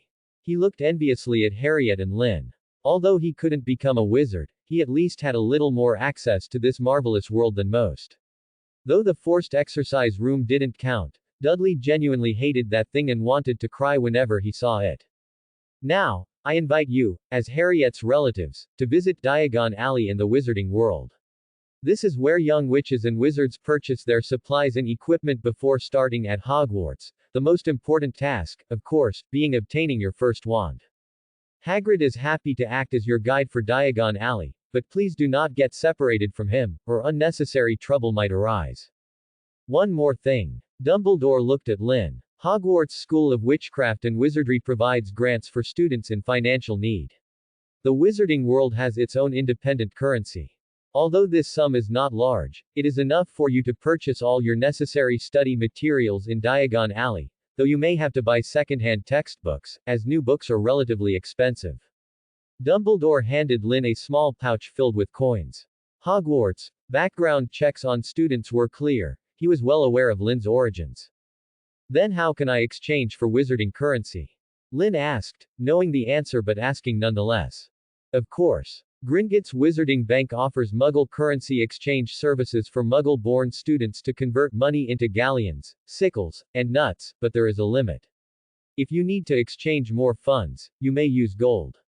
The exchange rate for Muggle currency to galleons is determined by the gold price. 1 gram of gold exchanges for 1 gold galleon. So that's roughly £5 to 1 galleon. Yes. You can inquire about the precise details with the goblins once you arrive at Gringotts. However, Harriet, your parents left you an inheritance at Gringotts. The key to the vault was meant to be returned to you by Hogwarts School of Witchcraft and Wizardry once you became a first-year student. I have been safeguarding it for you until now. It is yours. Dumbledore took a small golden key from his robes and gently placed it in Harriet's palm. Thank you, Professor Dumbledore. Harriet gripped the small golden key and thanked Dumbledore. You are most welcome. Dumbledore waved his hand. The rest of the arrangements I shall leave to Hagrid. Here is a route map to the entrance of Diagon Alley, the Leaky Cauldron. I presume you will be driving there. After handing a piece of parchment to Petunia, Dumbledore smiled and rose to take his leave. Uncle Vernon's car drove into a commercial street in an older part of London, a street that had once been bustling. Decades ago, it was far more prosperous, teeming with pedestrians. Even now, though, the area was still quite busy. The massive Hagrid walked at the front, easily parting the crowd to carve out a wide path. This is the place. Stopping at a section of blank wall next to a bookstore, Hagrid announced, this is the entrance to the Leaky Cauldron. A pub's entrance. Vernon and Dudley stared blankly at the wall. They couldn't see a thing. Only wizards can see the door here. If you want to go inside, you need someone to lead you. Come with me now. Just hold Harry and Lynn's hands, and you'll be able to pass through. To Lynn and Harry, however, the blank wall held an ancient wooden door, above which hung a crooked sign bearing the words, The Leaky Cauldron. As Hagrid pushed the door open, the group filed in behind him. The Muggle pedestrians on the street completely failed to notice the disappearance of their conspicuous party. The moment they stepped into the pub, Aunt Petunia let out a sound of utter disgust. Tilda. She was a fastidious woman, and the Leaky Cauldron presented itself as dilapidated and filthy. The floor hadn't been cleaned in years, and stepping on it felt strangely soft. It wasn't a carpet, but a disgusting, fungus-like mat formed by compressed and trampled grime. Hagrid's massive figure was quite conspicuous. As he entered the Leaky Cauldron, many people raised their tankards in greeting. Tom, the landlord behind the counter who was wiping already dirty glasses with a filthy rag, also called out to Hagrid. The usual, Hagrid. No, I'm on Hogwarts business today, taking these two children to Diagon Alley to buy their supplies. That's unusual. Tom's somewhat cloudy gaze fell upon Harry and Lynn, who were standing behind Hagrid alongside the Dursleys. He even took a second look at Lynn, paying less attention to the pretty little girl beside him. Unfortunately, he didn't spot the lightning-shaped scar on Lynn's forehead, so he withdrew his attention. New students are good. My niece is also starting her first year at Hogwarts this year. Maybe they can get to know each other. Her name is Hannah Abbott, a sweet and lovely girl. I'll chat with you later.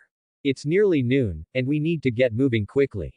Hagrid smiled and nodded, leading them toward the back of the Leaky Cauldron. Ahead was a courtyard surrounded by red brick walls, where a few trash bins were stacked. This was the end of the Leaky Cauldron's back corridor. This is the entrance to Diagon Alley.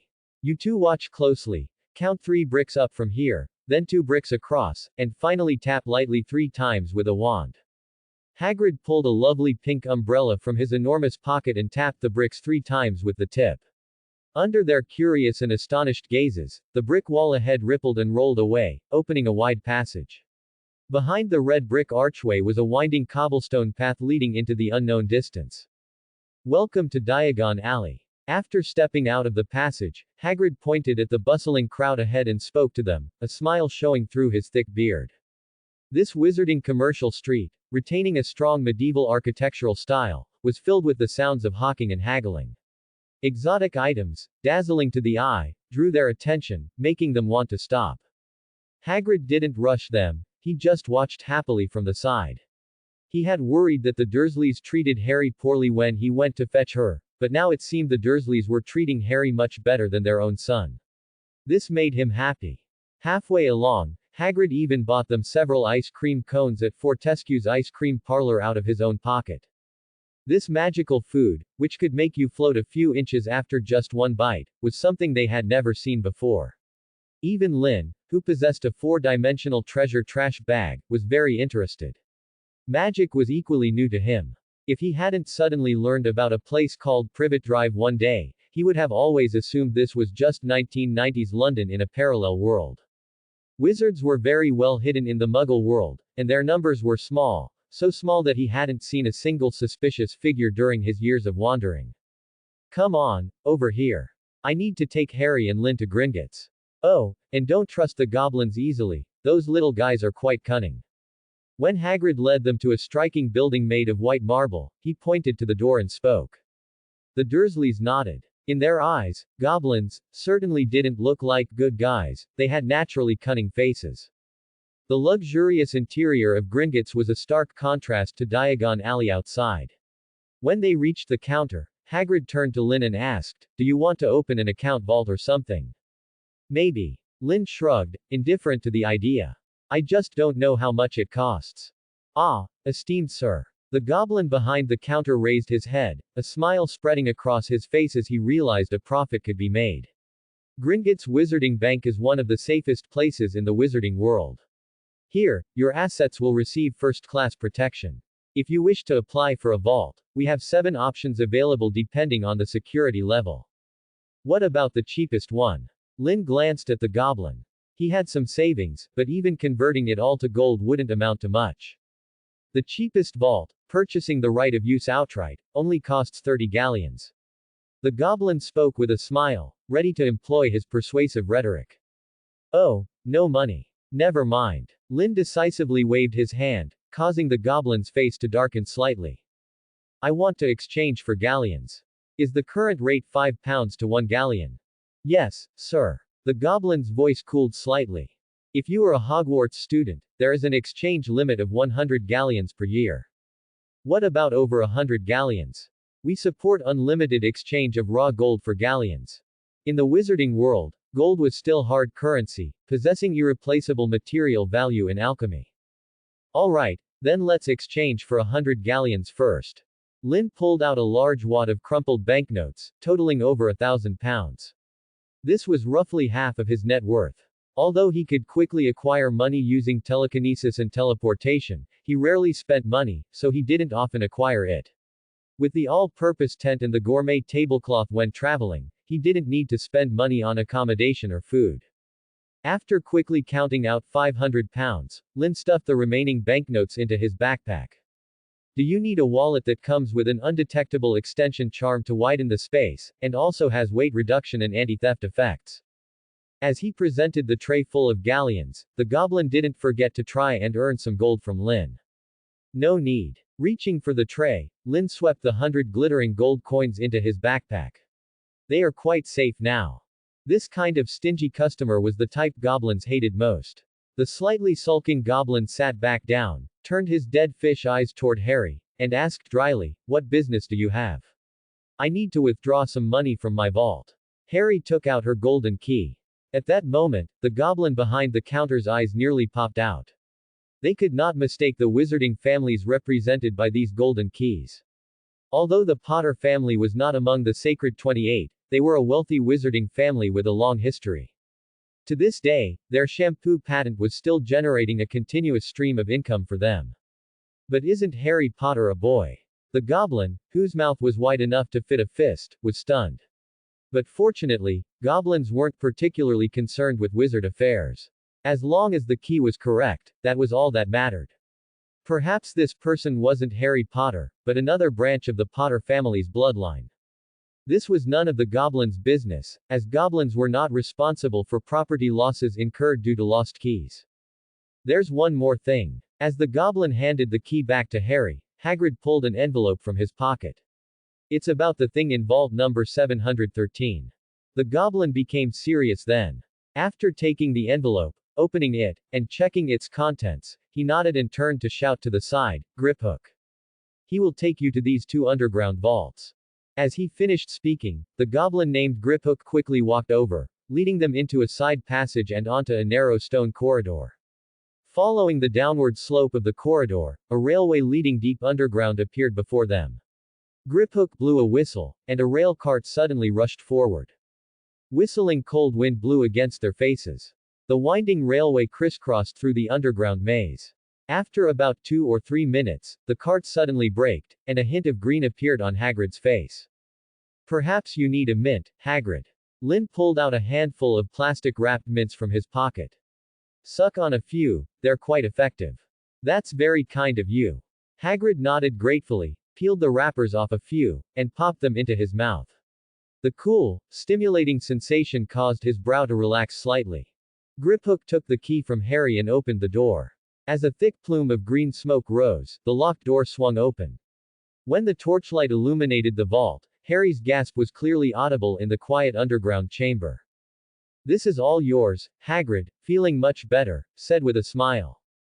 Piles of galleons, sickles, and nuts reflected dazzling metallic light. On one side were whole crates of silver and gold bars. Deeper inside, they could see decorative items hanging on the walls, ornamental swords and shields inlaid with large gems, so numerous that they didn't have time to look closely. Maybe I really do need a wallet. Harry turned to Lynn. But for now, can I borrow some of your packaging? Hagrid helped Harry scoop up a large handful of money and stuffed it into the leather pouch he had brought. This is enough for you to buy things in Diagon Alley. The heavy money bag was placed into Lynn's backpack. It was a fortune of at least nearly 1,000 galleons, yet compared to the entire vault, it was less than a drop in the ocean. How does it feel to become a little rich lady? On the way to Vault 713, Lynn glanced at Harry and asked her with a smile. Now I have money to buy gifts for Uncle Vernon, Aunt Petunia, and Dudley. Harry said happily. And of course, there's a share for you too, Lynn. Harry's beautiful eyes blinked a few times, and her joyful smile gave the illusion that she was sparkling against a dark background. Tisk tilde. Lynn raised an eyebrow slightly. The way you look now, I doubt many boys could resist. The smile on Harry's face faded. She pursed her lips and turned her head away. Vault 713 was a bit of a disappointment to Harry. She had expected some astonishing treasure in this mysterious vault, but Hagrid merely hurried in, picked up a small parcel wrapped in brown paper, and left. Although she was curious about the item, Harry was more excited about the upcoming shopping spree in Diagon Alley. After returning to the main hall and reuniting with the Dursleys, the truly enjoyable journey through Diagon Alley began. The objects of the wizarding world held a great attraction for all of them. To make it easier to carry her purchases, Harry even spent some gold on a fanny pack. Although casting the undetectable extension charm wasn't particularly difficult, maintaining its effects long-term, effectively, and stably placed strict demands on the material and manufacturing process of the container.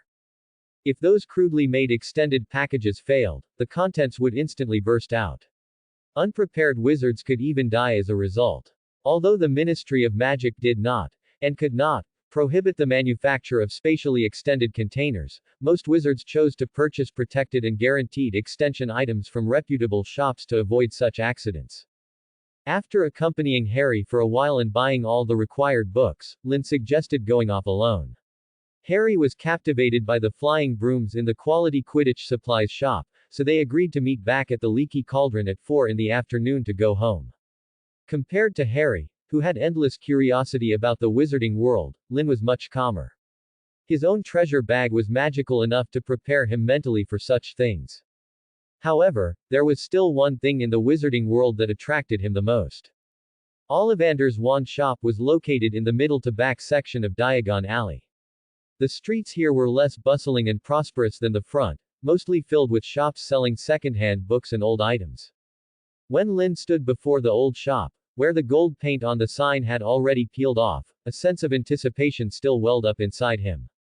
After all, the items in the four-dimensional pocket were external tools, and items like the superpower training box that allowed him to master power were few. But magic was different, it was something that became truly his own the moment he learned it. With a hint of excitement, Lynn pushed open the door to Ollivander's wand shop. The chime of a bell rang out from the depths of the shop as Lynn pushed open the ancient door of Ollivander's wand shop, and the light immediately dimmed. Welcome. A soft voice spoke, and the elderly Mr. Ollivander appeared from behind the counter. You must be a new Hogwarts student, correct? He spoke gently, his gaze soft as he looked at Lynn, who was curiously observing the shop. Yes, sir. Lynn smiled slightly and replied, I'm here to purchase a wand, sir. Excellent, please step forward. Ollivander walked out from behind the counter, then with a wave of his hand, a measuring tape floated up to measure Lynn's body. Which hand do you use for your wand? My right hand. Please raise your arm. Ollivander directed the tape measure to begin measuring Lin's body, while gently speaking to him. Every Ollivander's wand possesses powerful magical substance, that is the very essence of the core. I habitually use unicorn hair, phoenix tail feathers, and dragon heartstring. Every Ollivander's wand is unique. The wand will be a wizard's most loyal companion for life. The wizard chooses the wand, but at the same time, the wand also chooses the wizard. Try this one. Ash, unicorn hair, 11 inches, straight and unyielding. Give it a wave. Lin reached out and took the wand Ollivander offered.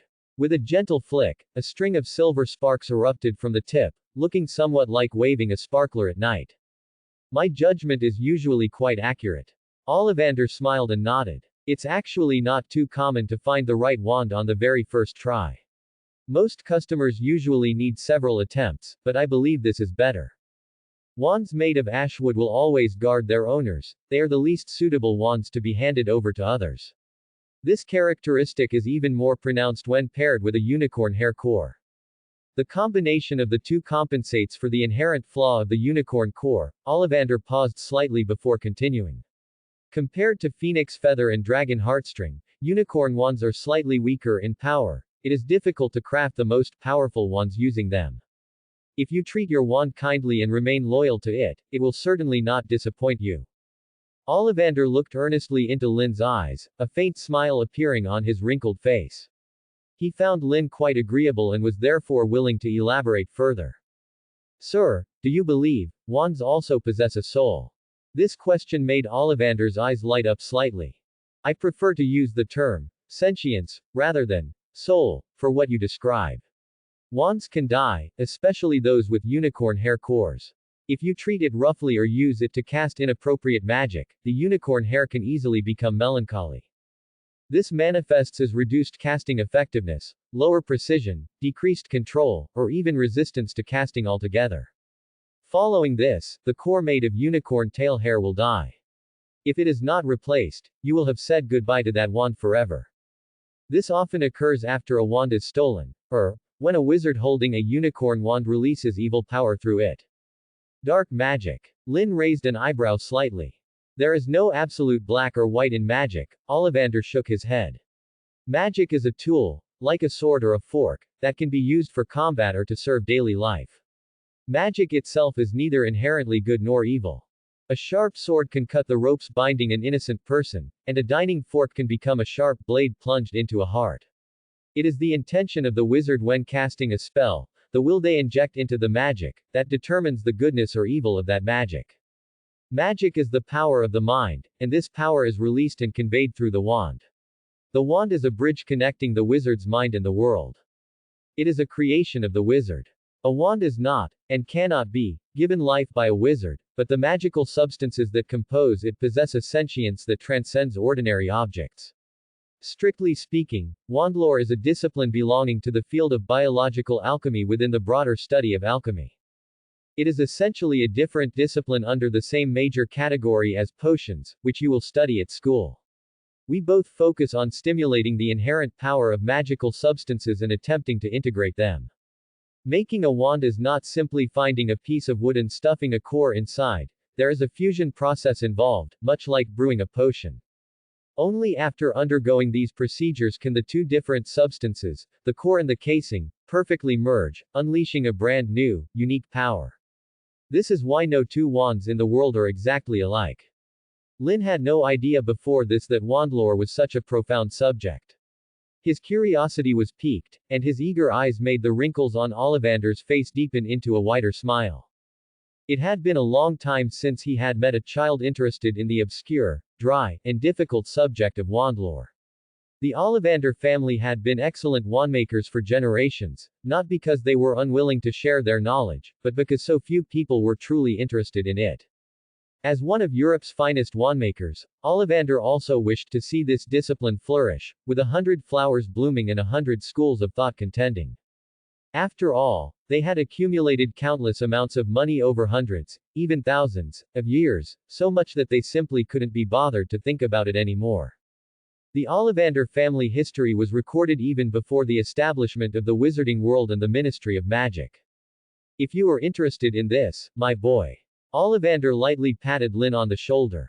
Would you like to come with me and see how wands are made? Thank you very much, sir. Lynn immediately accepted. He genuinely had a strong interest in this craft.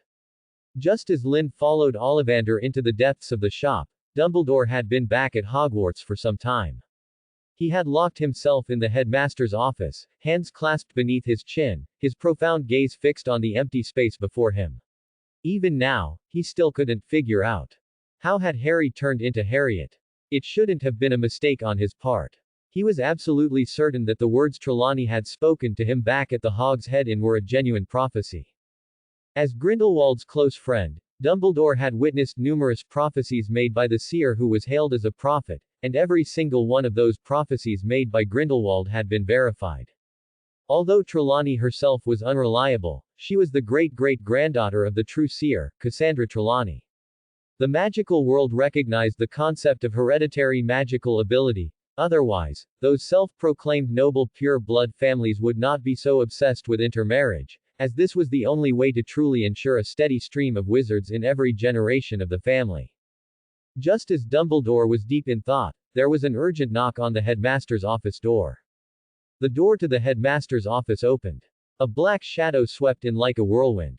Dumbledore. A chilling male voice echoed in the headmaster's office, and as the figure spoke, the temperature in the room seemed to drop several degrees. Don't be alarmed, Severus. Dumbledore, whose contemplation had been interrupted, released his hands and gestured for him to enter. Tea or coffee? I am not here to drink tea or coffee, Dumbledore. Severus Snape had a sallow, gloomy, and intense face. Now, with a frosty expression, his words seemed to carry a wind from a deep abyss, cold, damp, muddy, and biting. Tell me, what exactly happened to Harry Potter? I do not know. Dumbledore shook his head slightly. If you want me to tell you the precise cause of what happened to Harry, then my answer is, I do not know. I cannot figure it out, nor can I understand it. The matter is profoundly unmagical.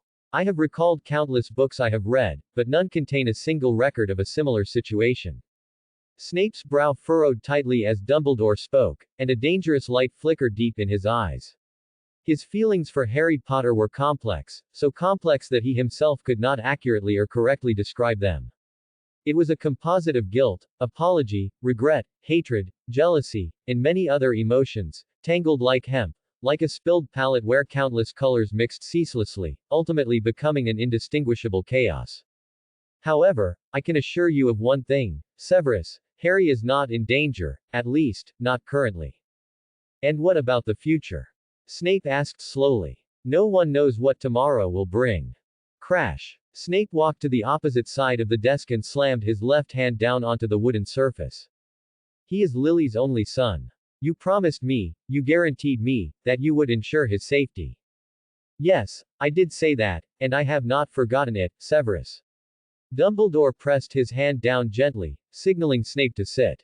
But since you are here, I also have something very important to tell you. About him. Snape sat down, frowning, a strange feeling suddenly rising within him. Yes, concerning Harry. This matter might instantly overturn everything you previously knew, but I must tell you, it has already happened and become reality. Snape clenched his fists, staring intently at Dumbledore's half-moon spectacles and the clear, blue eyes behind the lenses. Perhaps you should drink some tea. Dumbledore waved a finger, and a nearby teapot automatically floated up, pouring a large cup of tea with a bitter aroma for Snape. Mandrake nectar and aconite. Snape asked skeptically after smelling the tea. Why drink this? For your physical safety. Dumbledore did not elaborate. At his prompting, Snape drank most of the cup in one gulp. The ingredients in the tea had calming and mild anesthetic effects, but the dosage was small. As a master potions professor, Snape could confirm it was a beverage designed to relax the body and soothe the mind. Can you tell me now? Snape set the teacup down abruptly on the desk, waiting for Dumbledore's reply. Certainly. Dumbledore sat up straight. Everything I am about to tell you is true. Please remain calm, Severus, no matter what you hear, and try not to become overly agitated. The two men stared silently at each other for a few seconds before Dumbledore spoke. Harry, or rather, Harry, she is a girl. Thud tilde. It was the dull sound of Snape's upper body swaying and collapsing, his forehead hitting the desk. Inhale tilde tilde tilde exhale tilde tilde tilde tilde. He took a deep, ragged breath, then pushed himself up using the desk, his face set hard. Are you certain, Dumbledore? Snape asked gravely. I saw it with my own eyes. Dumbledore nodded. I have thought about this for 3 hours since returning, and I still cannot fully comprehend what is going on. Petunia and Vernon explained their reasoning to me. Although I find it rather peculiar, I have no evidence to refute it. Dumbledore briefly recounted the explanation he had heard from Petunia, a story that left Snape equally bewildered. So, they believe that Lily concealed his true gender to protect Harry. How is that possible? Snape waved his hand dismissively. That sounds utterly illogical. Indeed. Which is why I believe there is something I have overlooked. However, that specific question is not the most important. What matters is Harry now. What? Before I tell you everything, Severus, I need you to promise me something. Is it that serious? Snape was slightly confused. Although he was still reeling from the shock that Harry was a girl, he was naturally skilled at concealing his true feelings, and he could just about manage to contain this revelation. I need you to promise me that, whether at Hogwarts or elsewhere, you will not interfere with Harry's normal life. After hearing this, many conjectures flashed through Snape's mind, but he dismissed them one by one. Very well, I promise. Snape nodded in agreement a moment later. Then let me show you. Dumbledore waved his wand, and an antique stone basin slid out from a cabinet on the side. He touched the tip of his wand to his temple and drew out a short, thin silver thread. When the thread dropped into the pensive, silvery white smoke rose from the basin, then formed a cloud resembling a projection screen, displaying Dumbledore's memory. It was the memory of him and Hagrid going to the Dursleys' house for the children's enrollment visit. As the memory shifted from the doorway to the living room, and Harry appeared on screen for the first time, Dumbledore glanced at Snape. Snape's gaze instantly froze in shock. The mental defenses that even Voldemort could not breach collapsed in that moment. His eyes turned bloodshot, fixed intensely on the image, and his eyes unknowingly welled up. In an instant, a profound, overwhelming sorrow surged up from the deepest pool of his heart. But immediately following, the struggle of pain and regret ignited a fire. After leaving behind an area scorched black with ash, the light of the flames illuminated a flicker of hope named excitement. Snape sprang up from the chair. His black robes billowed without a breeze, and his boiling magic surged out uncontrollably. The swirling robes instantly transformed into dancing shadows. Snape's entire demeanor changed in that moment, radiating a dark aura more akin to the Dark Lord than Voldemort himself. Yet, his expression was the complete opposite of his current dramatic appearance. A trace of confusion appeared on his face, followed by sheer delight. As the fierce fire of excitement burst forth, 2 lines of scalding hot tears slowly tracked down his cheeks. Lily. He whispered the name softly, his voice imbued with an utterly fragile plea and longing, like a traveler dying in the desert touching the edge of an oasis. In that instant, he could even smell the dampness of the water vapor. She is not Lily. A voice shattered the mirage of the oasis. Dumbledore looked calmly at Snape. She is Lily's child, but she is not her. You must understand this, Severus. Snape's voice suddenly turned hoarse as he uttered a few dry syllables. I need to go back and compose myself. Go, but remember what you promised me. Snape did not reply, simply wiping away his tears silently and leaving without looking back. Laughter seemed to drift from outside the headmaster's office door. Within this somewhat hysterical laughter, there was faintly discernible the sound of tears drying into sobs. The sound was manic and horrifying. Like the large, crimson character for double happiness, reflected against a white curtain, accompanied by the sound of Suona horns. Things seemed to have temporarily come to an end. After returning from Diagon Alley, the Dursleys hosted a lively dinner party that evening, and Lynn was also invited to join them. Vernon opened a bottle of champagne that he had treasured for a long time and hadn't dared to drink, and the sumptuous dishes showcased nearly all of Petunia's culinary skills. Besides the feast, there were also various foods and toys from the magical world, which brought childlike smiles to the faces of both adults. Uncle Vernon ate a pepper imp. The next second, white smoke billowed out of his ears, just like a steam train, and he made a whooshing whistle sound from his mouth. Ha ha ha ha, Dudley, you have to try this. Vernon shoved another pepper imp into Dudley's mouth, and when he saw Dudley also steaming and whistling, he laughed like an overgrown child. The atmosphere in the house was joyous. It was truly a delightful evening for both hosts and guests. But after a long period of fun, the dinner party, accompanied by loud music, was drawing to a close. I've never been this happy before. Harry spread her arms and skipped ahead of Lynn. She had offered to walk Lynn out, but she also wanted to step outside and breathe some fresh air. To avoid being discovered by the neighbors, the Dursleys had closed the doors and windows and turned up the music to cover the noise caused by eating the magical foods, but this had made the house rather stuffy. Me too. And thank you for the gift, Harry. Lynn walked with his hands in his pockets. The night wind was quite strong and very cool, blowing his casually tied up hair around. Lynn, why do you keep your hair long? Harry suddenly jumped, turned around, and began walking backward in front of Lynn. Because I'm too lazy to cut it, and I don't want to go to a barber shop. So I just tie it up with a string, it doesn't bother me. Isn't it a hassle when you bathe? Harry frowned slightly in annoyance. I'm certainly not used to it. Long hair is so inconvenient for girls, and you often lie on it when you sleep.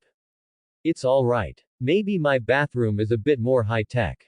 After washing and soaking, there's a smart hairdryer that dries it with one touch. Harry blinked, asking confusedly, don't you live in a tent?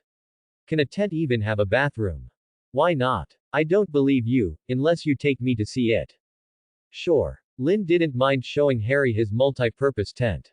Anyway, even if he told people the items inside his four-dimensional pocket were future technology, they would just assume they were magical artifacts. No one would believe the truth. It was just a young man and a young woman late at night. Oh, he didn't need to worry about that. Lynn had absolutely no designs on either Harry or Harry. He had long been aesthetically fatigued by mundane flesh. Did they think he had painstakingly trained his superpower of X-ray vision for a year just to keep it as a decoration? After seeing too much, it was all the same. Nothing remarkable, just chunks of flesh varying in size. After walking for a few minutes, they arrived outside an unoccupied house. Lynn focused his gaze on Harry, and then her figure flashed, instantly teleported into the house. Right afterward, Lynn appeared beside her. The superpower of instantaneous movement didn't just allow him to move himself, it also allowed him to move objects. However, moving living things other than himself required a bit more effort. The multi-purpose tent was placed on the ground, and they stepped inside one after the other. After seeing the tent's various functions firsthand, Harry curiously touched everything. A day spent wandering through Diagon Alley hadn't dampened her curiosity about this new world, and she was very interested in Lynn's tent. Especially when it switched to bathroom mode, the spacious, steaming hot spring pool and luxurious shower facilities made her blink rapidly as she looked at Lynn. Can I try it? Do you want a bath? Throw your clothes into the washing machine over there, it automatically cleans and dries them, so you can wear them right after. That dispenser is for body wash and shampoo, there are many scents to choose from. The pool water temperature will also automatically adjust to the most comfortable level. In short, bathing here is convenient no matter what you do. This tent is so advanced. I always thought that when you were wandering outside, Lynn, you were exposed to the elements every day and had a really tough life. But looking at this, you enjoy life even more than I did living at the Dursleys. Perhaps it was because Harry hadn't fully internalized her identity as a girl yet, or maybe for some other reason, but before Lynn could suggest stepping out to give her privacy, she had already stripped off her clothes and was joyfully washing away the fatigue accumulated from the day in the steaming water. Lynn, standing nearby, didn't look further. He took off his socks, sat on the edge of the pool, and soaked his feet. He pulled out a very old book from his backpack, one of the introductory textbooks on wandlore given to him by Ollivander, Fantastic Magical Plants, Volume 1. To become a qualified wandmaker, one must thoroughly read and memorize the properties and uses of various magical materials. Only after understanding these can one begin to attempt to learn the fusion of different substances' magical properties. This is a field of study far more complex than potions, because wand making does not rely on fixed recipes like potions do. At some point, Harry, having finished her shower rinse, had gotten into the hot spring pool. The water was shallow, requiring her to squat down for it to reach her shoulders. Harry gurgled as she scooted over next to Lynn and glanced at the cover of the thick book. This doesn't look like a school textbook, does it? She reached out and poked Lynn's calf. When I went to buy my wand, I consulted Mr. Ollivander about many things, and he was very happy to teach me some things, so he gave me a lot of books. I'll probably spend the upcoming holidays learning how to make wands from him. It's quite interesting. Really? You're so amazing, Lynn. Just a personal hobby. I have a slight interest in tinkering with artifacts. Lynn closed the book and set it aside, then looked down at Harry. You're a girl now, so don't run into the boys' restroom or even the boys' locker room later on. You'd scare people half to death. Although I do forget sometimes. Harry smiled sheepishly. But you're different, Lynn. You're probably the only person in the world who truly knows who I am. That may be true, Lynn mused before replying. But Harry, you should integrate into your current identity as soon as possible. In a few years, even with this reason, you won't be able to act like this. People will misunderstand. Don't worry, I won't tell anyone this secret. But even if I did, they probably wouldn't believe it anyway. Harry had also realized this. Yeah, I guess so. But being a girl isn't all good. Aunt Petunia told me that girls feel unwell for a period every month. Maybe this year, maybe next year, I might experience it. Then drink plenty of hot water, or brew a warm cup of brown sugar water. Why do I feel like you know everything? Read more books. Everything is in books. Oh. Harry nodded. Lynn certainly seemed like someone who loved reading in her eyes. Have you thought of names for the owls yet? That afternoon, Harry, accompanied by Hagrid, had visited Aesop's Owl Emporium and bought 2 beautiful owls. Harry instantly fell for one white snowy owl, and the gift she gave Lynn was a beautiful black eagle owl. Let's call them Hedwig and Sigurd. Those are lovely names. Harry nodded. She really liked the name Hedwig. It felt as if the beautiful white snowy owl was meant to be called that. Do these names have any special meaning?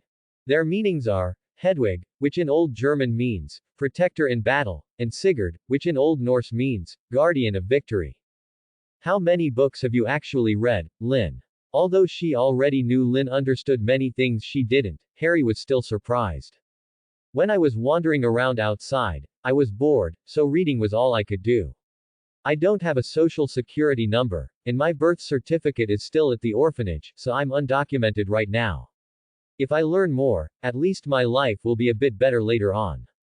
Well, that sounds quite difficult for you. Harry suddenly stood up. It's getting late, I should head back. I walked all day and feel so tired, but thank you for the hot spring. It was so relaxing soaking in here. Alright. Stand in that spot, and your body and hair will be instantly dried. Your clothes should also be clean and dry.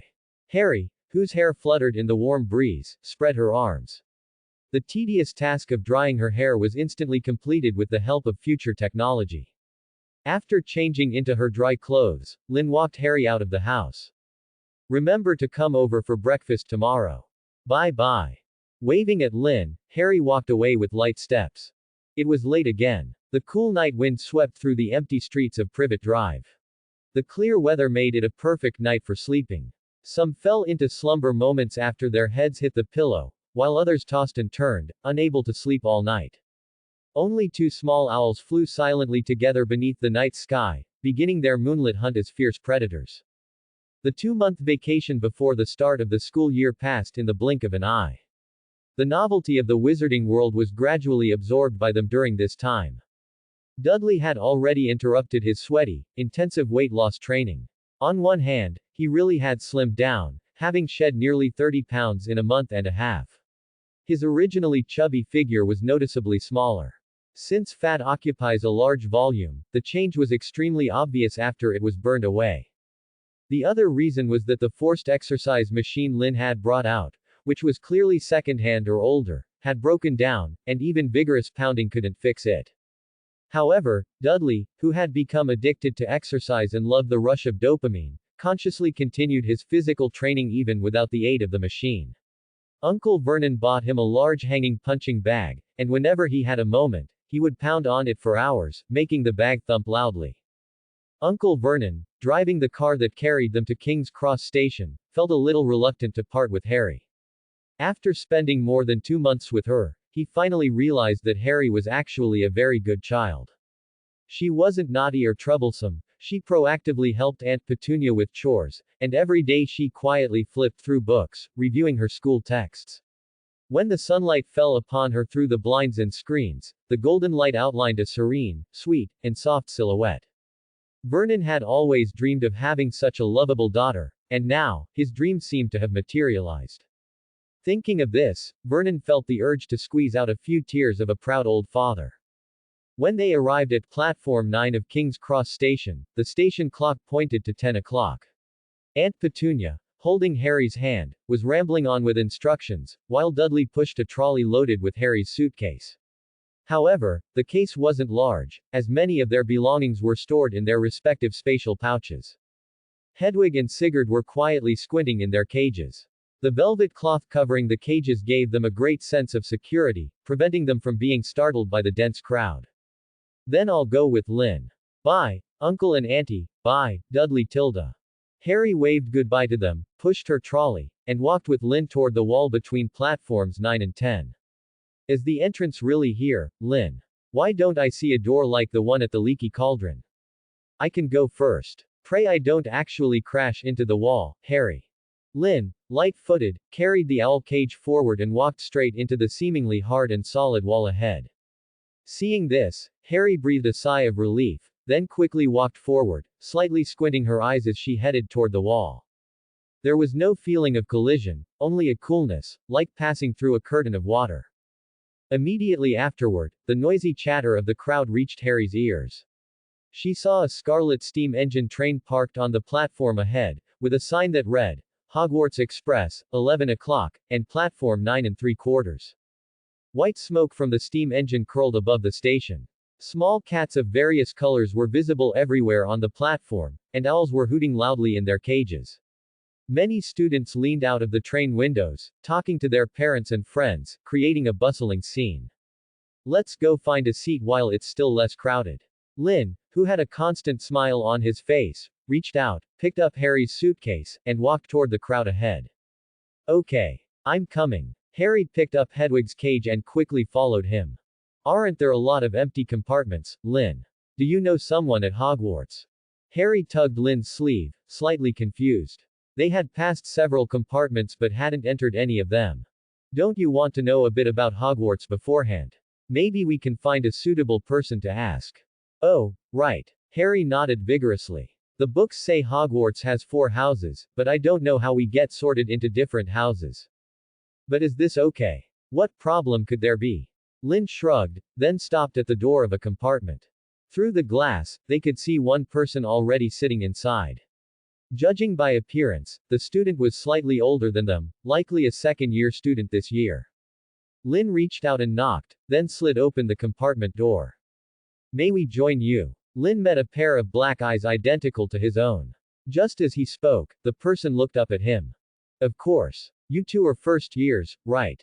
The girl sitting by the window put down her book and nodded to the two standing at the door. Please come in. Hello, we are first years. My name is Lynn, and this is Harry. Hello. I'm Zhang Chu, a second-year Ravenclaw student. Zhang Chu, who had stood up from her seat, looked at Lynn curiously. Are you Asian or where are you from? Is your surname Lin? You could say that, but calling me Lin is fine too. After all, the parents I never met didn't even leave me a note with my name written on it. Ah, I'm sorry, Chu said awkwardly. Actually, living alone feels quite nice, Lin said, smiling and nodding. After placing Harry's suitcase and both of their owl cages on the overhead luggage rack, Lin sat down across from Chu. He had deliberately chosen this spot. With his X-ray vision, finding another Asian-faced girl like himself in the carriage was not difficult at all. As long as Chu was on the train, it was guaranteed. Just as Lin's gaze fell on Harry's face beside him, Harry, having entered the compartment, was slightly blushing, just as he expected. She kept sneaking glances at Chu sitting across from her, displaying a shy little expression that showed she wanted to talk but didn't know how to start. Her name is Harry, right? Zhang Chu had clearly noticed the timid-looking Harry beside Lin. Is she your friend? Yes, we came together, Lin nodded. But Harry might be a bit shy. She really wants to learn more about Hogwarts. Then I'll definitely tell you everything I know, Chu said generously, then looked at Harry and asked, do you want to know about the houses or something else? Judging by Lynn's and Harry's attire, they were obviously not from wizarding families. This was actually quite easy to distinguish. Wizards were clearly inferior to Muggles in fashion aesthetics. Although they would wear Muggle clothes as everyday casual wear, the styles were extremely limited, and almost all leaned toward a retro style. What they considered fashionable now might be clothing from the last century or even the century before that. The concept of being trendy seemed completely isolated from the wizarding world. This was partly due to the closed nature of the wizarding community, and partly because wizards subconsciously held a superiority complex, believing they didn't belong to the ordinary world. After all, magic could achieve far too many incredible things. Most feats accomplished by the gods in the eyes of Muggles could be realized by wizards using magic.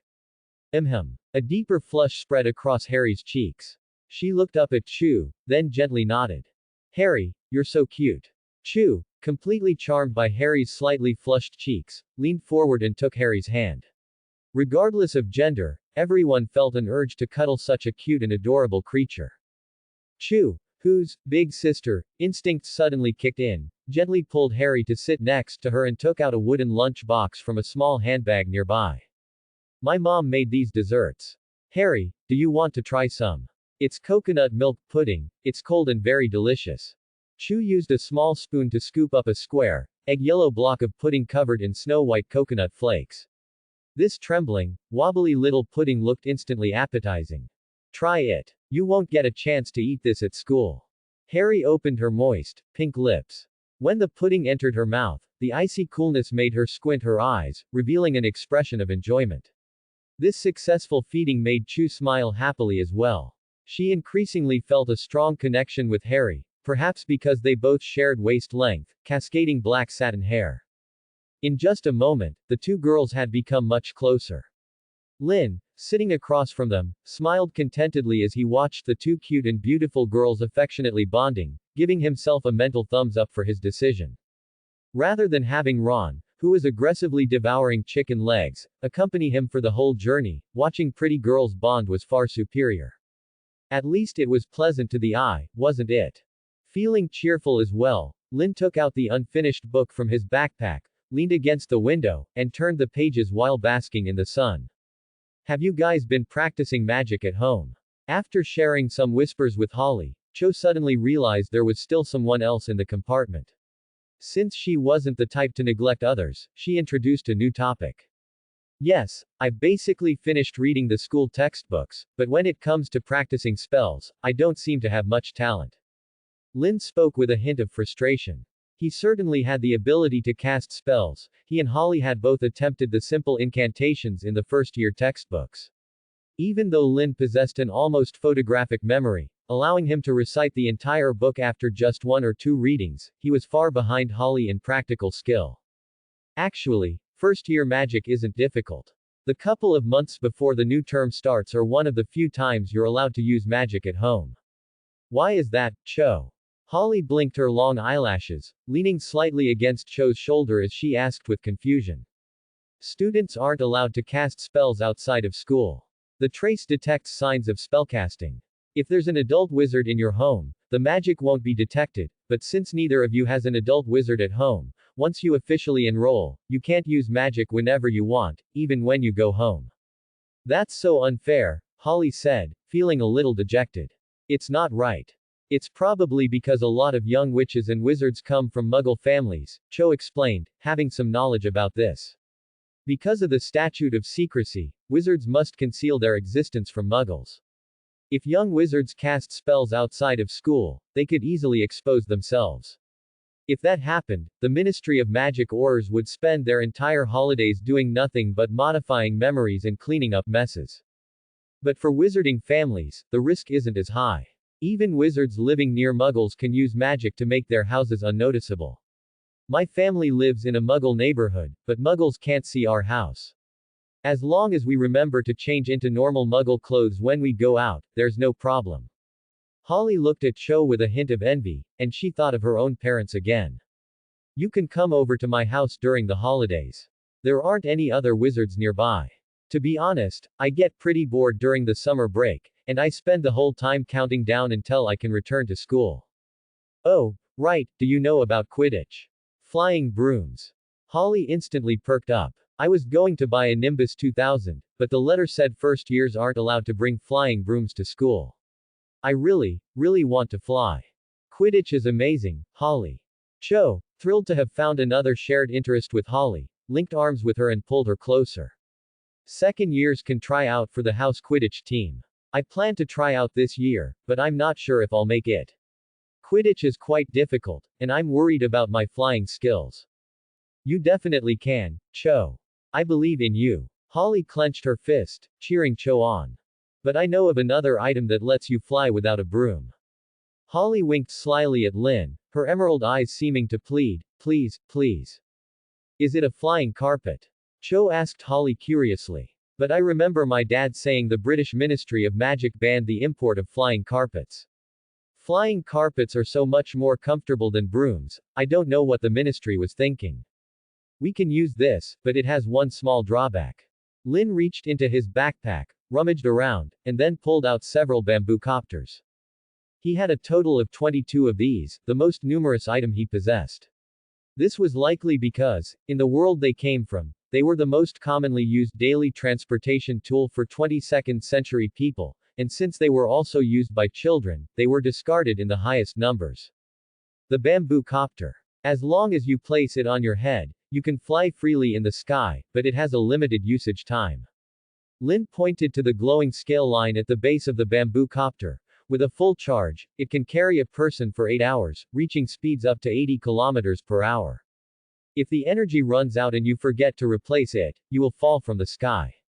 That looks so interesting. Cho reached out and took one of the bamboo copters.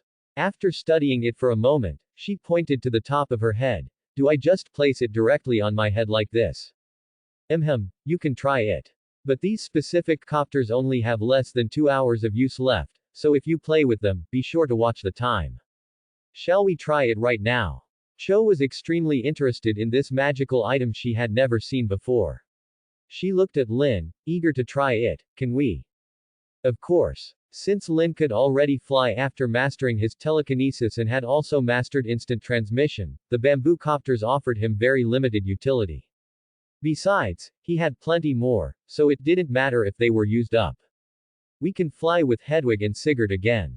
Holly cheered as well. She had secretly tried it once before with Lin, and Holly, who already yearned for the sky, was completely enthusiastic about flying. Hedwig and Sigurd, having been confined in their cages for a while, happily hopped onto the table when the cages were opened. They slipped out the window, spread their wings, and soared into the sky. Then let's hurry outside too. Cho stood up impatiently, but there were many people boarding the train at that moment, and the corridors were packed. I'll take you out. Lin's gaze fell on Cho. The next second, her figure vanished, followed immediately by Holly and himself. Cho, who had suddenly found herself on the train roof, didn't panic. As a child from a wizarding family, she had experienced many similar forms of travel before. Whether it was apparition, flow powder, or portkeys, they were all ways for wizards to instantly leave a location. When they placed the bamboo copters on their heads, the devices adhered securely. With just a thought, the rotating blades lifted their bodies into the air.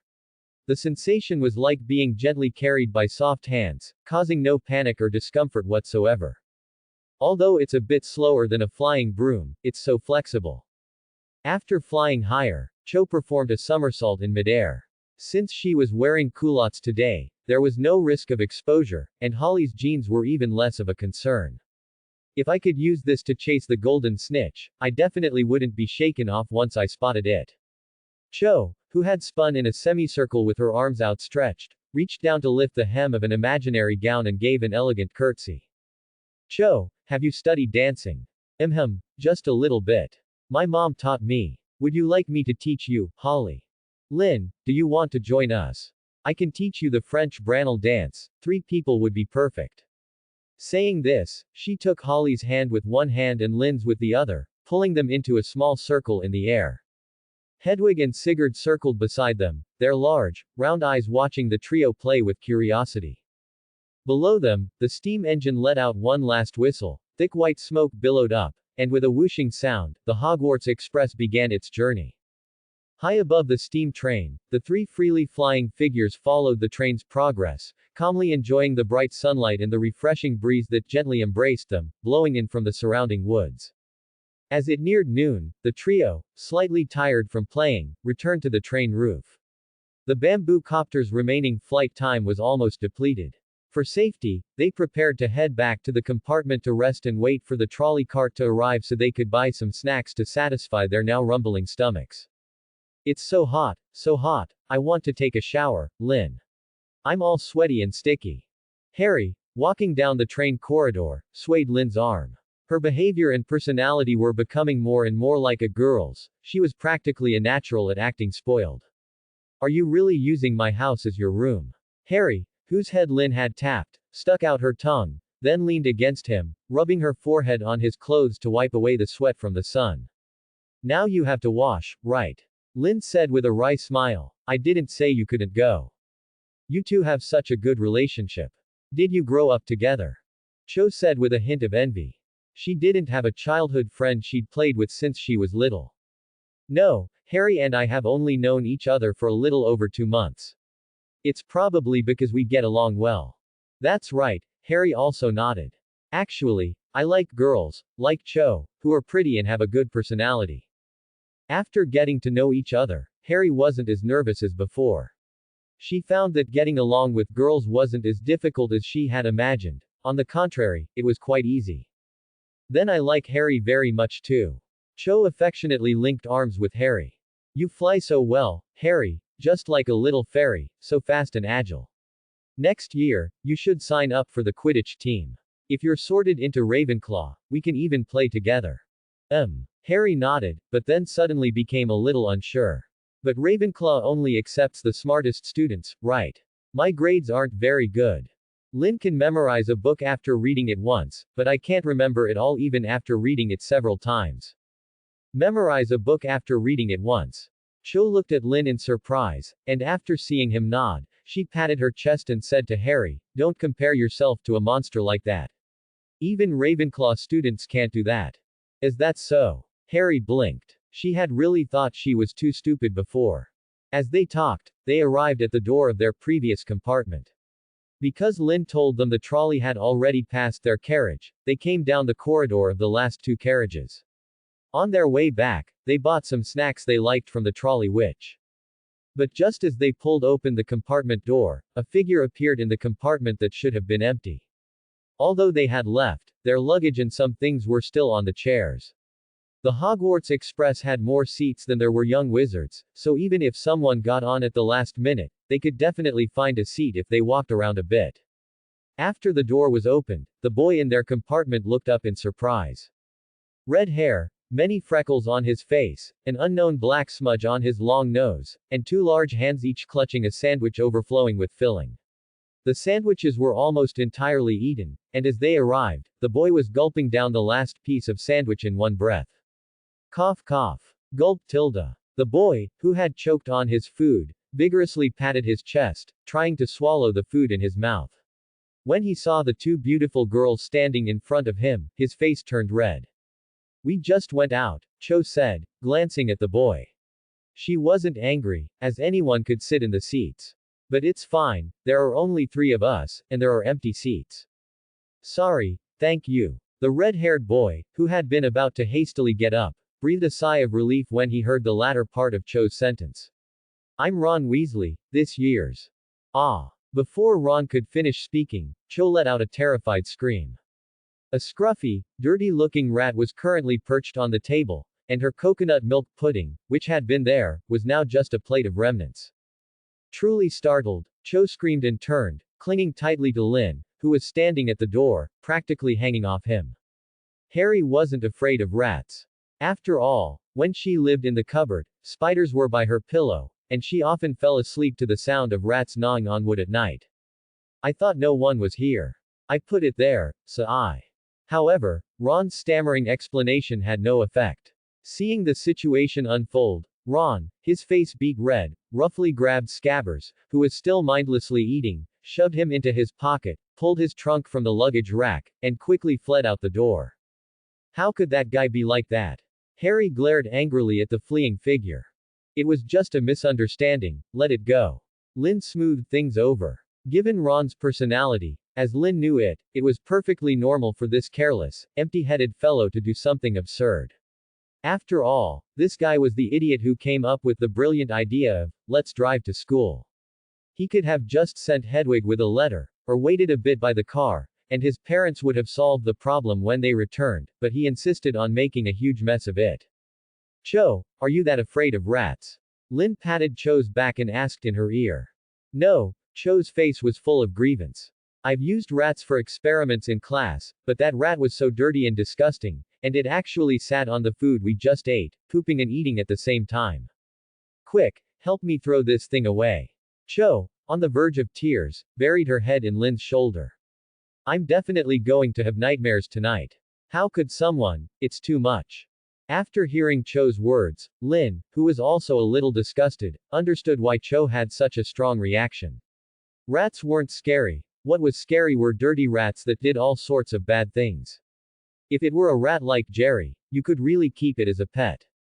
The ruined meal box floated silently, and Lynn telekinetically threw it out the window. As he opened the window, Hedwig and Sigurd also descended, and he brought them in with him.